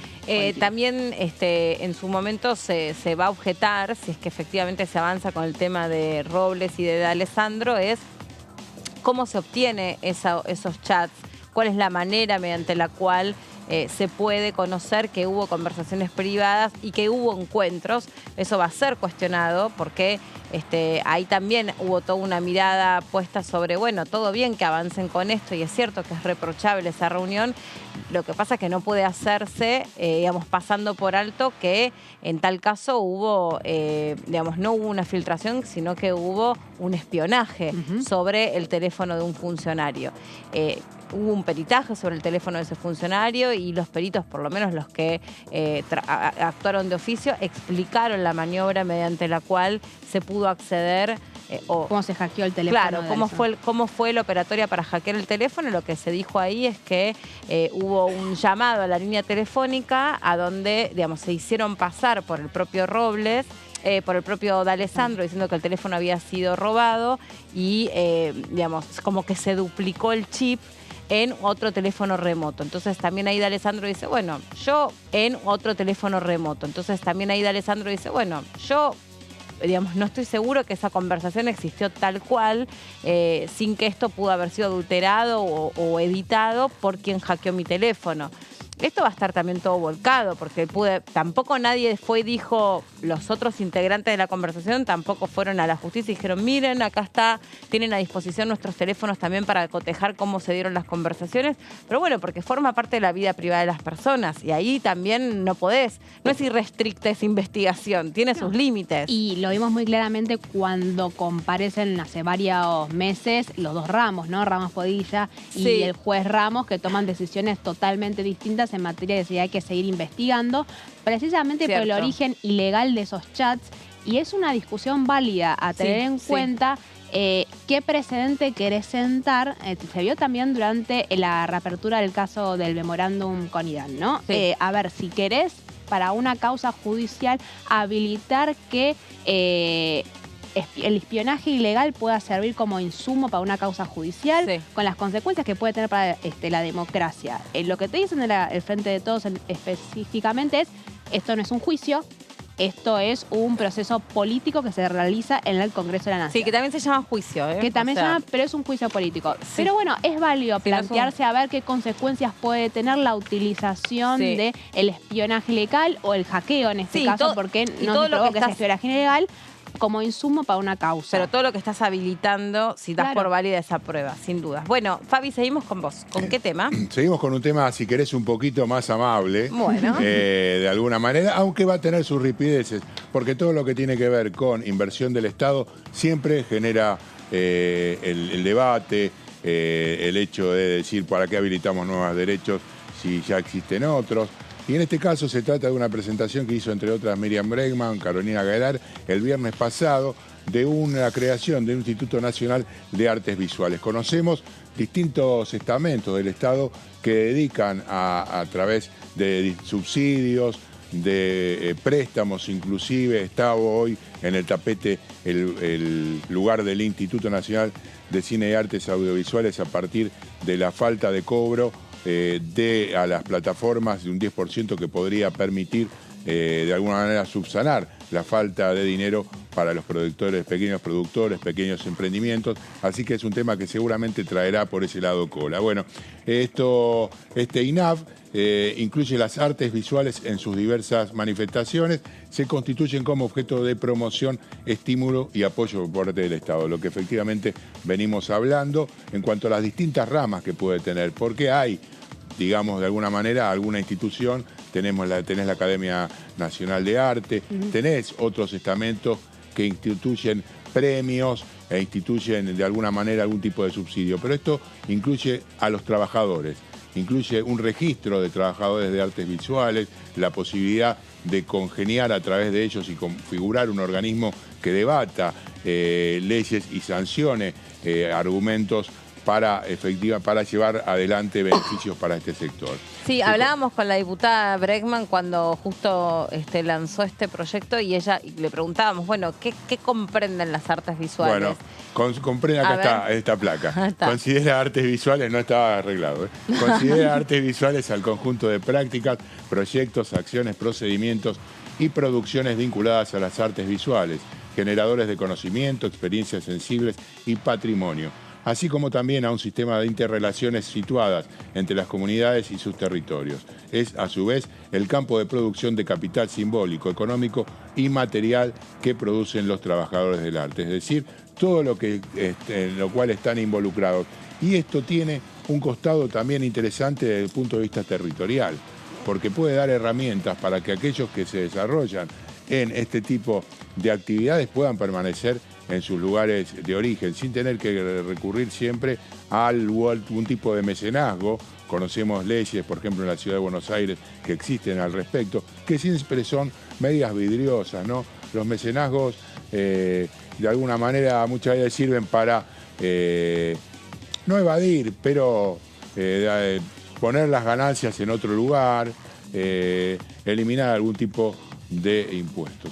Se considera trabajadores de las artes visuales a toda persona que desarrolle prácticas dentro del campo de este sistema y propone la creación del Instituto Nacional de las Artes Visuales, organismo federal para la promoción de estas actividades. Vamos con la próxima. Y la diputada también decía sobre eso, Fabi, que en realidad lo interesante de crear este Instituto de Artes Visuales es que sean los mismos artistas y los trabajadores del arte quienes pongan ahí dentro todo lo que creen necesario. Sobre todo en un momento, conversábamos con ella, donde estamos en un quiebre de paradigma respecto también del arte, porque están incluidas las artes devenidas de la tecnología. Las obras de arte virtuales o digitales, que no están en ningún lugar, pero están, que suscita todo un mercado y que también, hay artistas que son artistas visuales, pero bueno, son artistas como de otra generación con otros requerimientos. Sí, los medios de producción varían constantemente y los últimos 20 años han sido una revolución muy importante desde el punto de vista tecnológico, no tengo que No, y viste que no hay legislación sobre todo sobre estos NFTs, que son todas las obras de arte que son virtuales o que no son tangibles, y hoy por hoy hay un mercado enorme de todo esto, pero todavía no está legislado. Bueno, la gente que iba a estar hoy a la mañana justamente en el Inca exigía, a partir de la ley del cine que data de 1994, el impulso del 10% de cobro al streaming. Bueno, hoy me decían desde el Inca, desde el Inca que no están localizadas físicamente estas empresas. ¿No están qué? Localizadas físicamente estas empresas. ¿A dónde se les va a cobrar, por ejemplo? Y por otro lado, tampoco hay una legislación específica que tiene que salir del Congreso para poder acceder a estos lugares y a estas empresas para cobrarle este diferencial. Y ahí tenés otra discusión. ¿Les cobrás el 10% o decís que lo inviertan? Siempre está el debate entre, pero van a invertir menos, no le cobremos más. Bueno, lo decía recién la diputada, ¿no? Obligarlos a que inviertan más en producciones nacionales. Claro, o sea... Bueno, en su momento fue, creo que Pablo Echarri el que vino aquí al Congreso también a generar como, a promover la inversión en la cultura, y que se había dado todo un debate porque esa renovación era como a 60 años, no me acuerdo, miles de años. Claro, y no sea por toda la vida, Claro, y él decía, él explicaba, para mí era una cosa totalmente ajena, pero explicaba que antes las películas eran hechas por muchas más personas, había mucha más producción, el cine argentino era como mucho más esperado en el mundo, consumido en el mundo, y ahora es todo más... Bueno, no hablemos de películas internacionales que uno veía, perdón la edad, Sábado de Superacción, películas de Roma, Sí. películas de Egipto que trabajaban miles de extras en Las la batalla. épicas, Claro, las películas épicas. claro. Bueno, sigamos avanzando que nos corre el tiempo. Dale. Bueno, tendrá autarquía administrativa al Instituto Nacional de Artes Audiovisuales, funcional y financiera, y funcionará bajo la órbita del Ministerio de Cultura de la Nación. Sus funciones, esto es lo importante, A ver. apoyo financiero, sostenimiento y equipamiento de salas y galerías o proyectos sin espacio físico. También destinará fondos a la investigación teórica, técnica y artística. Esto es una cuestión que viene siendo, digamos, encauzada en distintos lugares, porque la investigación, uno siempre habla, bueno, está a la orden del día todo lo que hace el CONICET, pero desde el punto de vista audiovisual abarca un rubro, un renglón distinto, y hay mucha gente que investiga en estas líneas, obvio. y necesita también ese sustento. Y también traía todo un debate que siempre se da sobre, bueno, y ahora que hablamos del tema de las jornadas laborales, ¿qué lugar le damos al ocio? Digamos, ¿cuánto como política consideramos las producciones culturales como tan necesarias como las producciones, digamos, que tienen que ver con la industria o la producción en términos de generar trabajo? La industria cultural en nuestro país genera mucho trabajo y además para una sociedad como la nuestra es muy importante el esparcimiento y el ocio. Más allá de ser un negocio, es necesario. Y hay todo un debate de esta época puesto ahí, ¿no? Como siempre se critica o se cuestiona cualquier fondo que tenga por objetivo, digamos, sostener el arte y la cultura. Pero estamos todos muertos de hambre, ¿cómo le van a poner tanto dinero a los artistas o los cantantes? ¿Cómo le pagaron tanta guita a tal cantante para estar en no sé dónde? Sí. ¿Trabajar para vivir o vivir para trabajar? Esa es la cuestión. Vamos a la próxima. Formación y perfeccionamiento de los trabajadores de las artes visuales, contribuyendo a su jerarquización, fomento de la creación de organizaciones no gubernamentales, también la formación de nuevos públicos, porque esto también es muy interesante, que la gente vaya acostumbrando el ojo, el oído, los sentidos a nuevas sensaciones y a nuevas miradas que hasta ahora no han sido explotadas en su totalidad. A mí me llama la atención, ¿no? Porque, digamos, si un colegio, un jardín, una primaria lleva a los chicos a un museo, lleva a los chicos a una obra de teatro, lleva a los chicos a, no sé, un concierto, es qué bárbaro, qué fantástico, qué interesante, qué bueno. Ahí donde estamos nosotros interesados por una producción cultural somos unos vagos. No, es que es totalmente... Vivimos pero en la una contradicción sociedad esa está siempre, contradictoria. está siempre. Sí.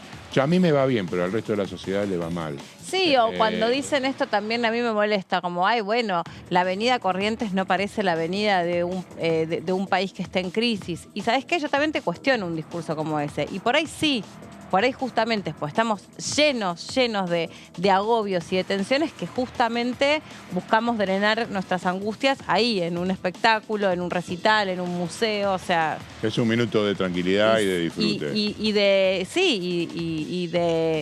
de conexión con otras cosas que no son las preocupaciones. O sí, también. También, te genera otras. Ajá. Te cuestiona otras. Sí. Vas en busca de otras preguntas y otras respuestas. Lo dejamos para la próxima. Bueno, vamos con la que sigue. Se ve que a vos te están apurando y a mí no. No, bueno. Pero hay una cuestión de... Bueno, no importa. Porque sé que hay varias todavía. Dale, la recuperación, conservación y difusión del patrimonio de las artes visuales aquí y en el exterior, como fomento también a la generación de divisas, creación de un archivo nacional de las artes visuales, de un registro nacional de trabajadores, RENATAV, y siempre tenemos uno de estos, una sigla para los trabajadores, y un registro de espacios culturales. Y también la implementación y puesta en vigencia del tarifario de artes visuales, que viene acompañado con la propuesta, así que es muy interesante si pueden acceder a esta información a través de las redes, porque ahí está detallado cómo es que de alguna manera piensan implementar lo que significa tarifar el trabajo. El directorio, el INAP, estará conducido por un director administrativo y un director general, y luego un Consejo Federal integrado por representantes de las distintas provincias. Vamos con la que sigue. La duración de los cargos de 4 años para los directores, de los directores provinciales 2 años más con la posibilidad de prórroga, y los cargos son retados e incompatibles con cualquier otra función salvo la de la educación. Vamos con la siguiente placa. Las funciones del Consejo de Dirección: redactar el estatuto, el plan anual de acción, garantizar el cumplimiento y actualización del tarifario de las artes visuales, fomentar las actividades, administrar y disponer de los fondos previstos en la presente ley. En síntesis, y para redondear, entonces, la creación de un nuevo instituto, un establecimiento de una comunidad que se vea representada y que en estos momentos no lo está, y pueda acceder a través de una legislación, si se quiere, a que su laburo sea respetado, su trabajo pueda de alguna manera tarifarse y conseguir de esta manera no solamente una representación a nivel institucional, sino un salario para los trabajadores de ese sector que les permita hacerlo en una forma digna. Meli. Gracias, Fabi. Ya está con nosotros el diputado Daniel Arroyo, a quien tenemos aquí en la mesa. ¿Cómo le va, diputado? ¿Cómo está? Muy bien, buenas tardes. Un gusto. Muchas gracias.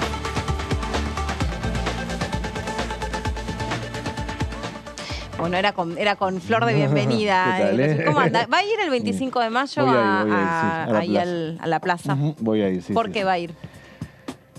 Primero porque me parece que Cristina Kirchner es una líder carismática y hay que entenderla distinto al resto. Para mí, Cristina, Menem, Alfonsín, Perón, Irigoyen son líderes carismáticos que han vinculado con la sociedad de manera directa, distinto al resto de los que participamos de la política, que lo hacemos de otra manera. Y me parece, de alguna forma, que después de 20 años, yo formé parte del primer gobierno de Néstor Kirchner, fui secretario de Políticas Sociales, me parece que vale la pena analizar, escuchar a Cristina. Para mí está diciendo cosas interesantes el último tiempo, cuando habla de economía bimonetaria, habla de los problemas estructurales que tiene la Argentina. No creo que se defina ninguna candidatura ni nada concreto, se me ocurre, el 25 de mayo, pero sí me parece que es un buen momento, sobre todo este tema de los 20 años de Kirchner. Sí. Y allí, bueno, sos conocedor, ¿qué tal? ¿Cómo va? Del tema laboral, viene rescatando una cuestión que es importante y toca bastante, digamos, el corazón del peronismo, que tiene que ver con salarios en blanco por debajo de la línea de riqueza y casi 9 millones de trabajadores no formales.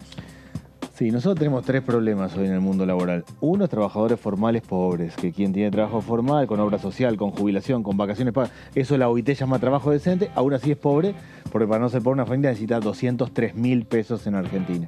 Eso ha crecido y que tiene que ver básicamente con que se han subido mucho el precio de los alimentos, se ha subido mucho la canasta básica y se han quedado los ingresos. Segundo, tenemos 40% de informalidad laboral y vamos a tener dentro de 10 años. Argentina no va a absorber automáticamente trabajo, el trabajo informal no se va a transformar en trabajo formal, porque de hecho ha crecido los 2 últimos años en Argentina y eso no pasó. Y tercero, tenemos un problema de desocupación, de los que no logran entrar al mundo laboral o hacen changas muy precarias. Bueno, todo eso exige repensarlo. Una de las cosas para mí que hay que repensar es un mecanismo de crédito no bancario, porque gran parte de todos los que estoy hablando están endeudados. Además de ser pobres, además que no les alcanza, están endeudados. Hay que desendeudar a parte de esa familia y generar otros mecanismos de ingreso al mundo laboral. Me quiere... Perdón cómo te la planteo, pero yendo un poco a lo que vos mencionabas, Meli, del acto del 25... Este fin de semana Sergio Massa encabezó un encuentro de todo el Frente Renovador en San Fernando. ¿Vos estuviste? Sí. Bueno, puntualmente Massa ahí puso en duda la posibilidad de seguir integrando el Frente de Todos. Entonces te quiero preguntar si está en peligro la unidad del Frente de Todos de cara al armado de las alianzas para este año. No, no está en peligro. No hay ninguna razón ni posibilidad de que se desacomode el Frente de Todos. Sí, lo que hay es debate sobre, primero, cómo armar un programa, y yo creo que tenemos que hacer un programa para adelante y no para atrás, no discutir qué pasó antes, sino cómo, por ejemplo, armamos un plan antiinflacionario y paramos. El problema central hoy es el aumento constante de los precios. Y segundo, si va a haber un candidato único, si va a haber paso, cómo armamos un programa y una regla para poder competir. Pero no hay, a mi modo de ver, ninguna posibilidad de que se fragmente ni se divida el Frente de Todos. Sí puede ser que haya un candidato único o que haya primarias con distintos candidatos. Lo que no puede haber, y entiendo que es eso lo que dijo Sergio Massa, es una paso sanguinaria, una paso sangrienta, donde se traten los que compiten en matarse entre sí en vez de discutir un programa e ir para adelante. ¿Yo? Sí.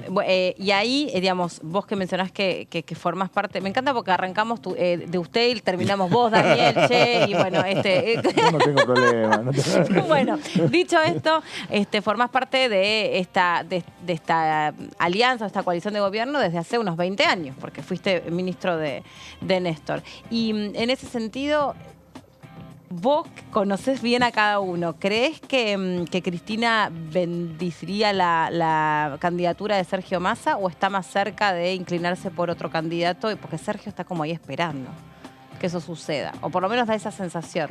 Lo que yo entiendo es que Cristina hace rato, incluso en su segundo gobierno, viene hablando del trasvasamiento generacional. Lo viene haciendo hace rato, lo intentó. De pedirle a las nuevas generaciones que... Eso lo viene planteando, pero aún dentro del propio gobierno. Sí. No lo pudo hacer de alguna manera y fue Scioli el candidato en el 2015, pero si uno la seguía a ella, lo que venía planteando el tema del trasvasamiento generacional.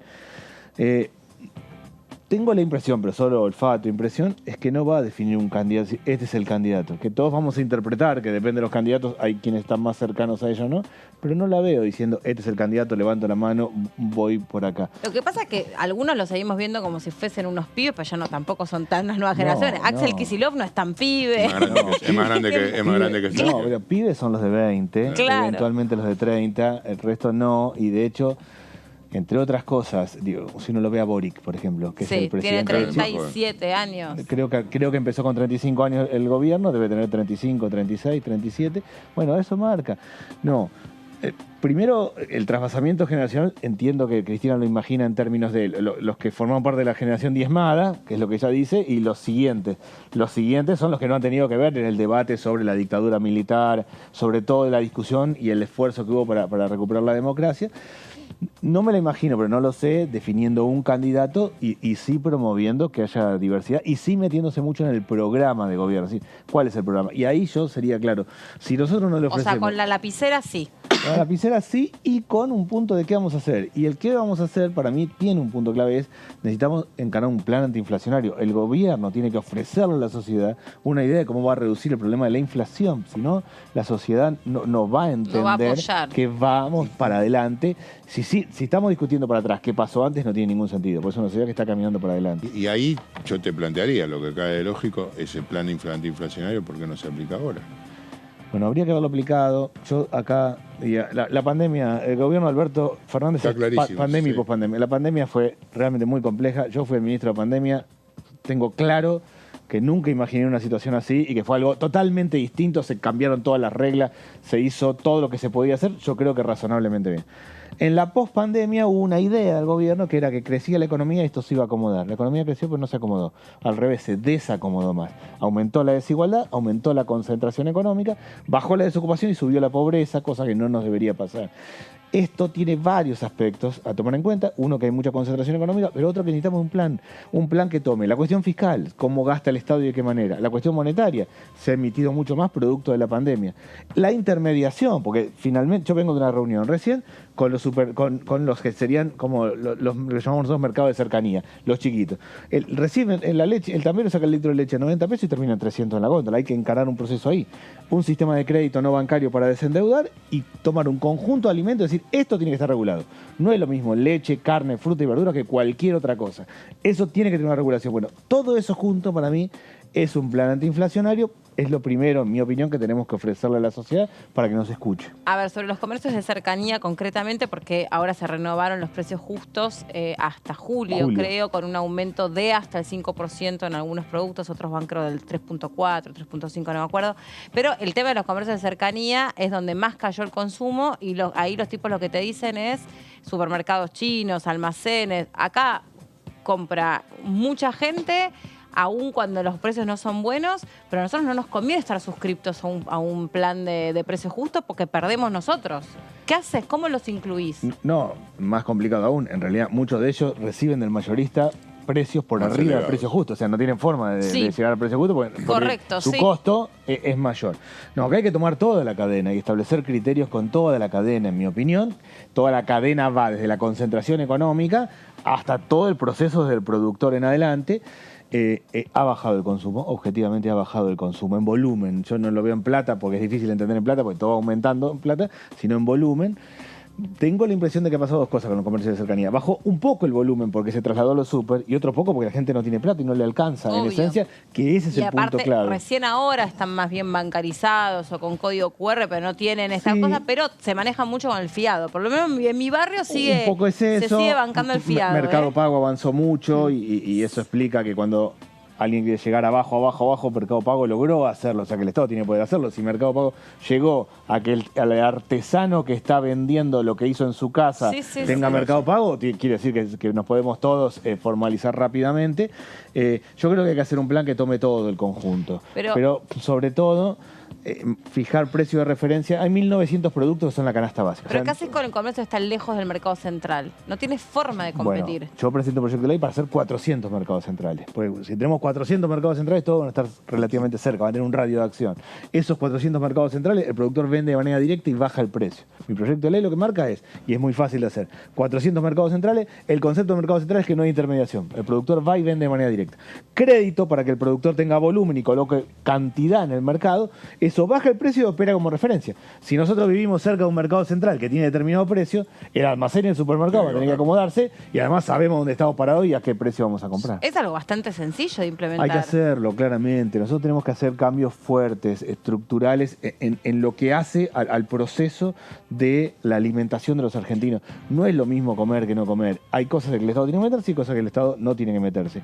Yo, que vengo de la escuela francesa regulacionista, que entiende que el Estado tiene que meterse en mucho, en los últimos tiempos cambié en mi cabeza. Es decir, el Estado... ¿Tuviste un cambio vos también, digamos...?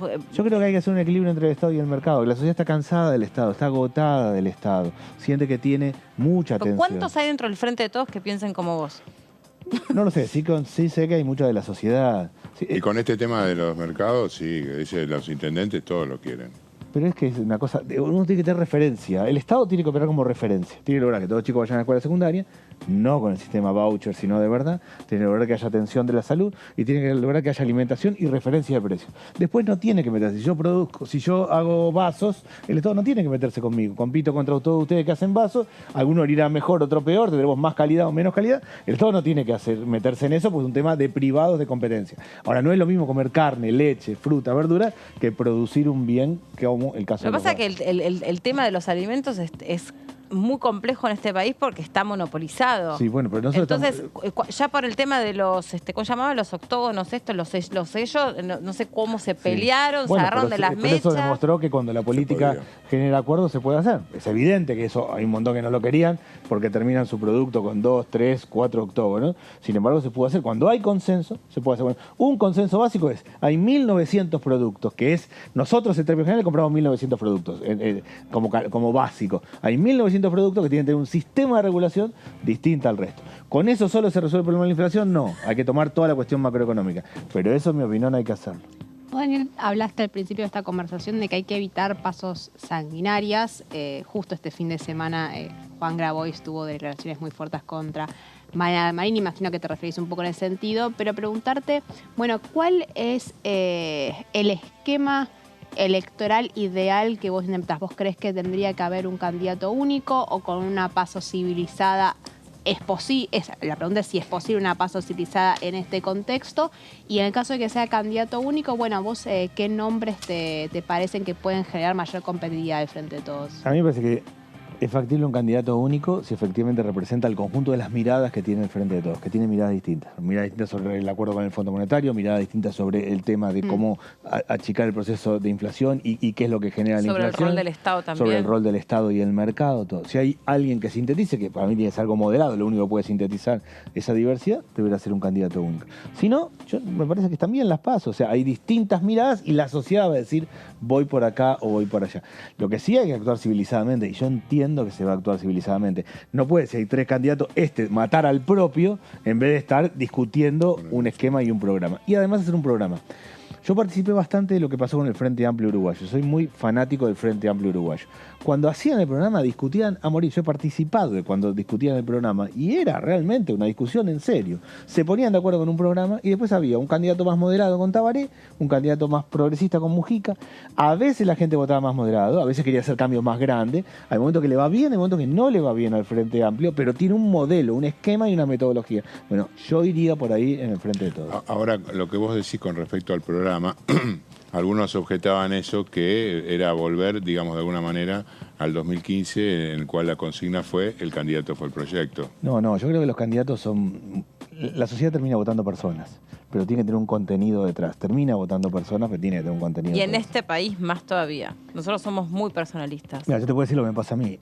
Yo vengo del ámbito académico, entonces doy charlas como académico y doy charlas como político. Cuando doy una charla como académico, alguien levanta la mano y me pregunta sobre lo que hablé, sobre el contenido. Cuando vengo político, se me acerca y me dice, mire, lo estoy mirando a los ojos a ver si le puedo confiar en usted o no. No está escuchando el contenido, está viendo el interior de la persona. Lo emocional. Lo emocional y si es confiable o no. Después pasa al segundo plano. Si te parece que es confiable, después viene la segunda parte, que está diciendo, y no, tiene sentido, dice locura. Sí, y hay primero otro emocional factor, y después racional. Y hay otro factor en las urnas que tiene que ver con cómo está cada uno en la Argentina, por lo menos desde el punto de vista económico. O sea, si vos tenés más o menos, te fue más o menos bien con el gobierno, digamos, en las provincias viene no sé qué análisis haces vos, pero vienen ganando los oficialismos. Yo no sé si en todas las provincias la gente le va genial o tiene miedo tremendo al cambio, o los partidos alternativos no llegan a penetrar en los medios de comunicación lo suficiente como aquí. Yo no creo, sé cuál es el para fenómeno. mí el voto es racional y comparativo. Primero es confío o no confío. Racional y Comparativo. Primero es confío o no confío. Si en esta gente no confío, la saco de mi cabeza. Del mundo de los que sí me parece que pueden ser votados, primero es racional. Estoy bien, estoy mal, me va bien económicamente o no, me gusta o no el gobierno, y después es comparativo. A este es feo, pero aquel es horrible, o esta cosa y tal otra, entonces voto así. Tiene esos dos componentes dentro de la gente que se confía. ¿Cuál es el problema principal de las personas hoy? Que no llegan a fin de mes. Básicamente es ese, y que les cuesta mucho, y que el precio de los alimentos va subiendo y se hace muy difícil. Bueno, nosotros lo que tenemos que marcar es un sendero de que el precio va a la baja. No es que va a bajar la inflación así, pero un sendero y un camino de recuperación del ingreso y de estabilización del precio de los alimentos. Yo creo que esos son los desafíos más importantes del Frente de Todos. Ahora, es curioso eso que decís, porque cuando empezó la pandemia, yo creo que fue el momento, digamos, más duro para todos nosotros, para todos los argentinos. Sin embargo, ahí había una fuerte aceptación de Alberto Fernández. Sí, no, pero en la pandemia hubo delegación. Gustó mucho su capacidad de diálogo, su capacidad de reacción, buena o mala, pero bueno, pero después... No, pero en la pandemia hubo delegación, hubo una sociedad que le dijo, ustedes hagan. Yo fui el ministro de la pandemia, Sí. armó un comité de crisis con todos los gobernadores, todos los intendentes de todos los partidos y todos los movimientos sociales, los más críticos al gobierno, los menos críticos. Las reuniones eran durísimas, pero al final era bueno, ya está, vamos. Y cada uno iba a su barrio a trabajar. Había una sensación de delegación, ya está, quedó claro, vamos por este lado, vamos.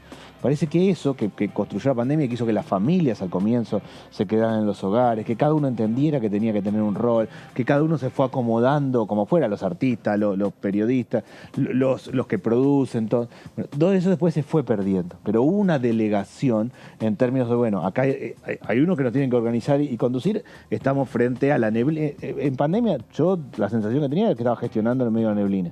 Que tenía que seguir adelante porque sí, porque creía que sí, pero no sabía que había adelante y había que hacerlo. De alguna manera la sociedad también entendió y delegó eso. Hoy la realidad es distinta, la gente salió muy cansada, todos salimos muy cansados de la pandemia, agobiados, con más problemas de salud mental, en términos de repensar la vida, de las durezas, de muchas cosas. Hoy le exige a la política otro tipo de claridad y no está dispuesta a delegar. Hoy la sociedad sí estaba dispuesta a delegar en la pandemia, hoy lo que quiere ver es efectivamente qué hay de propuesta. Ahora, mi opinión es que la extrema derecha va creciendo en Argentina porque dos cosas. Uno, tiene razón cuando dice la casta a la política. Le pega a la política y efectivamente la política es parte del problema en la Argentina y la gente siente que la política no vive la vida cotidiana.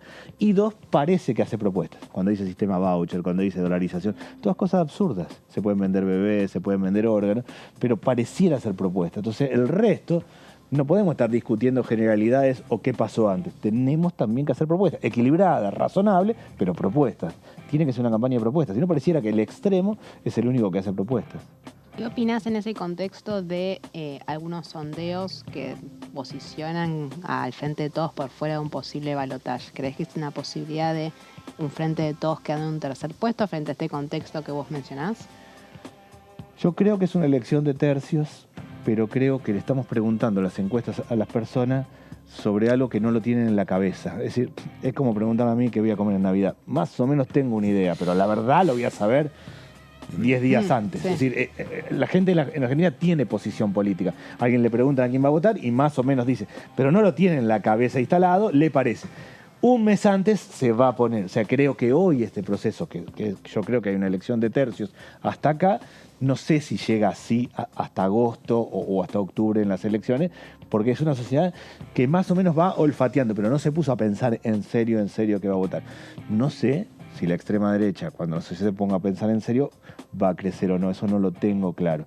Pero sí lo que está claro es que hay un tercer espacio que plantea cosas muy extremas y que la sociedad, cansada de todo el resto, por lo menos le está prestando atención. ¿Y te ves en un balotaje votando a la reta?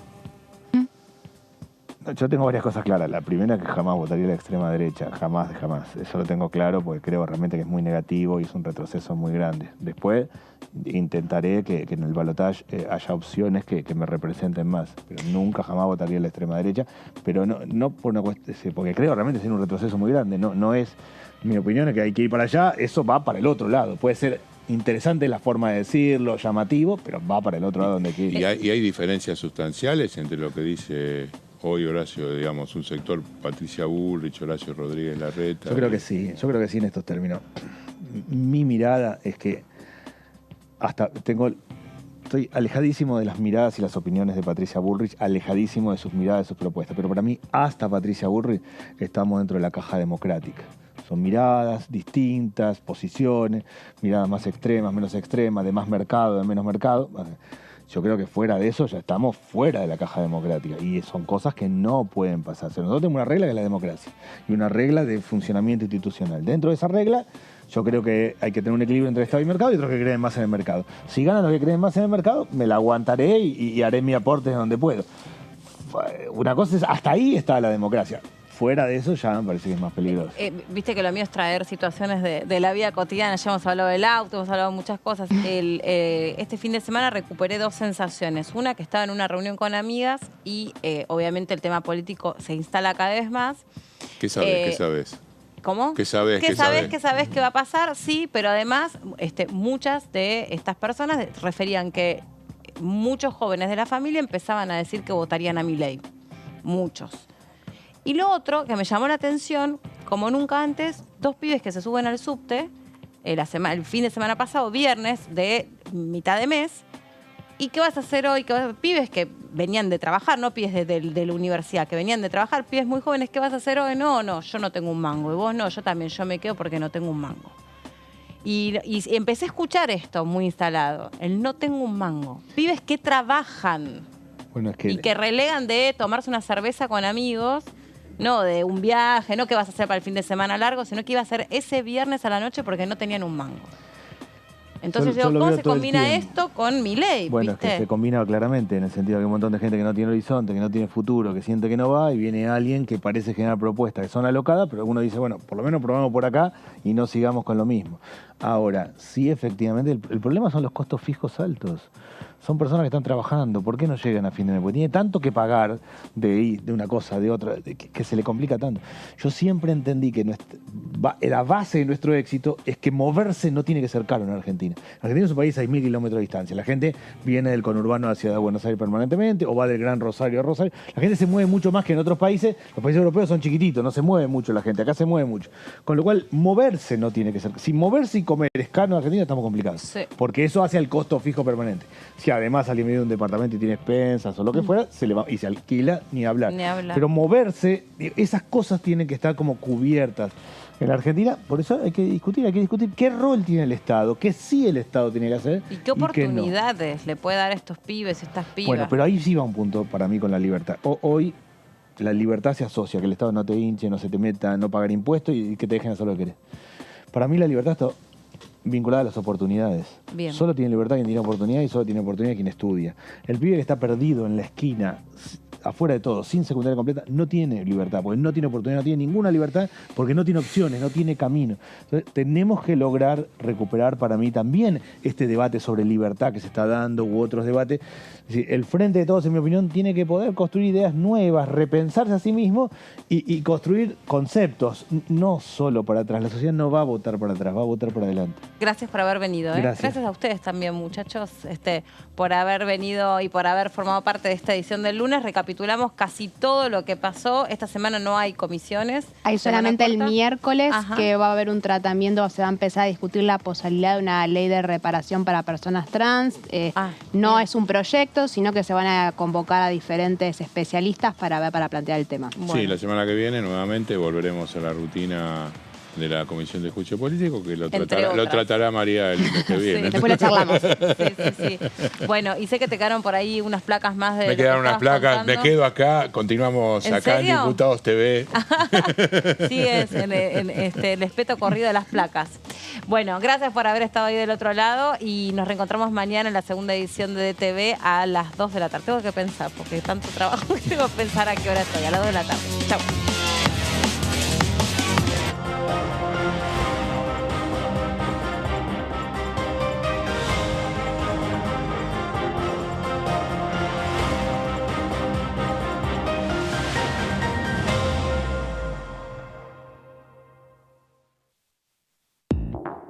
¿Cómo le va? Esto es el análisis por aquí por DTV, el análisis por Diputados Televisión.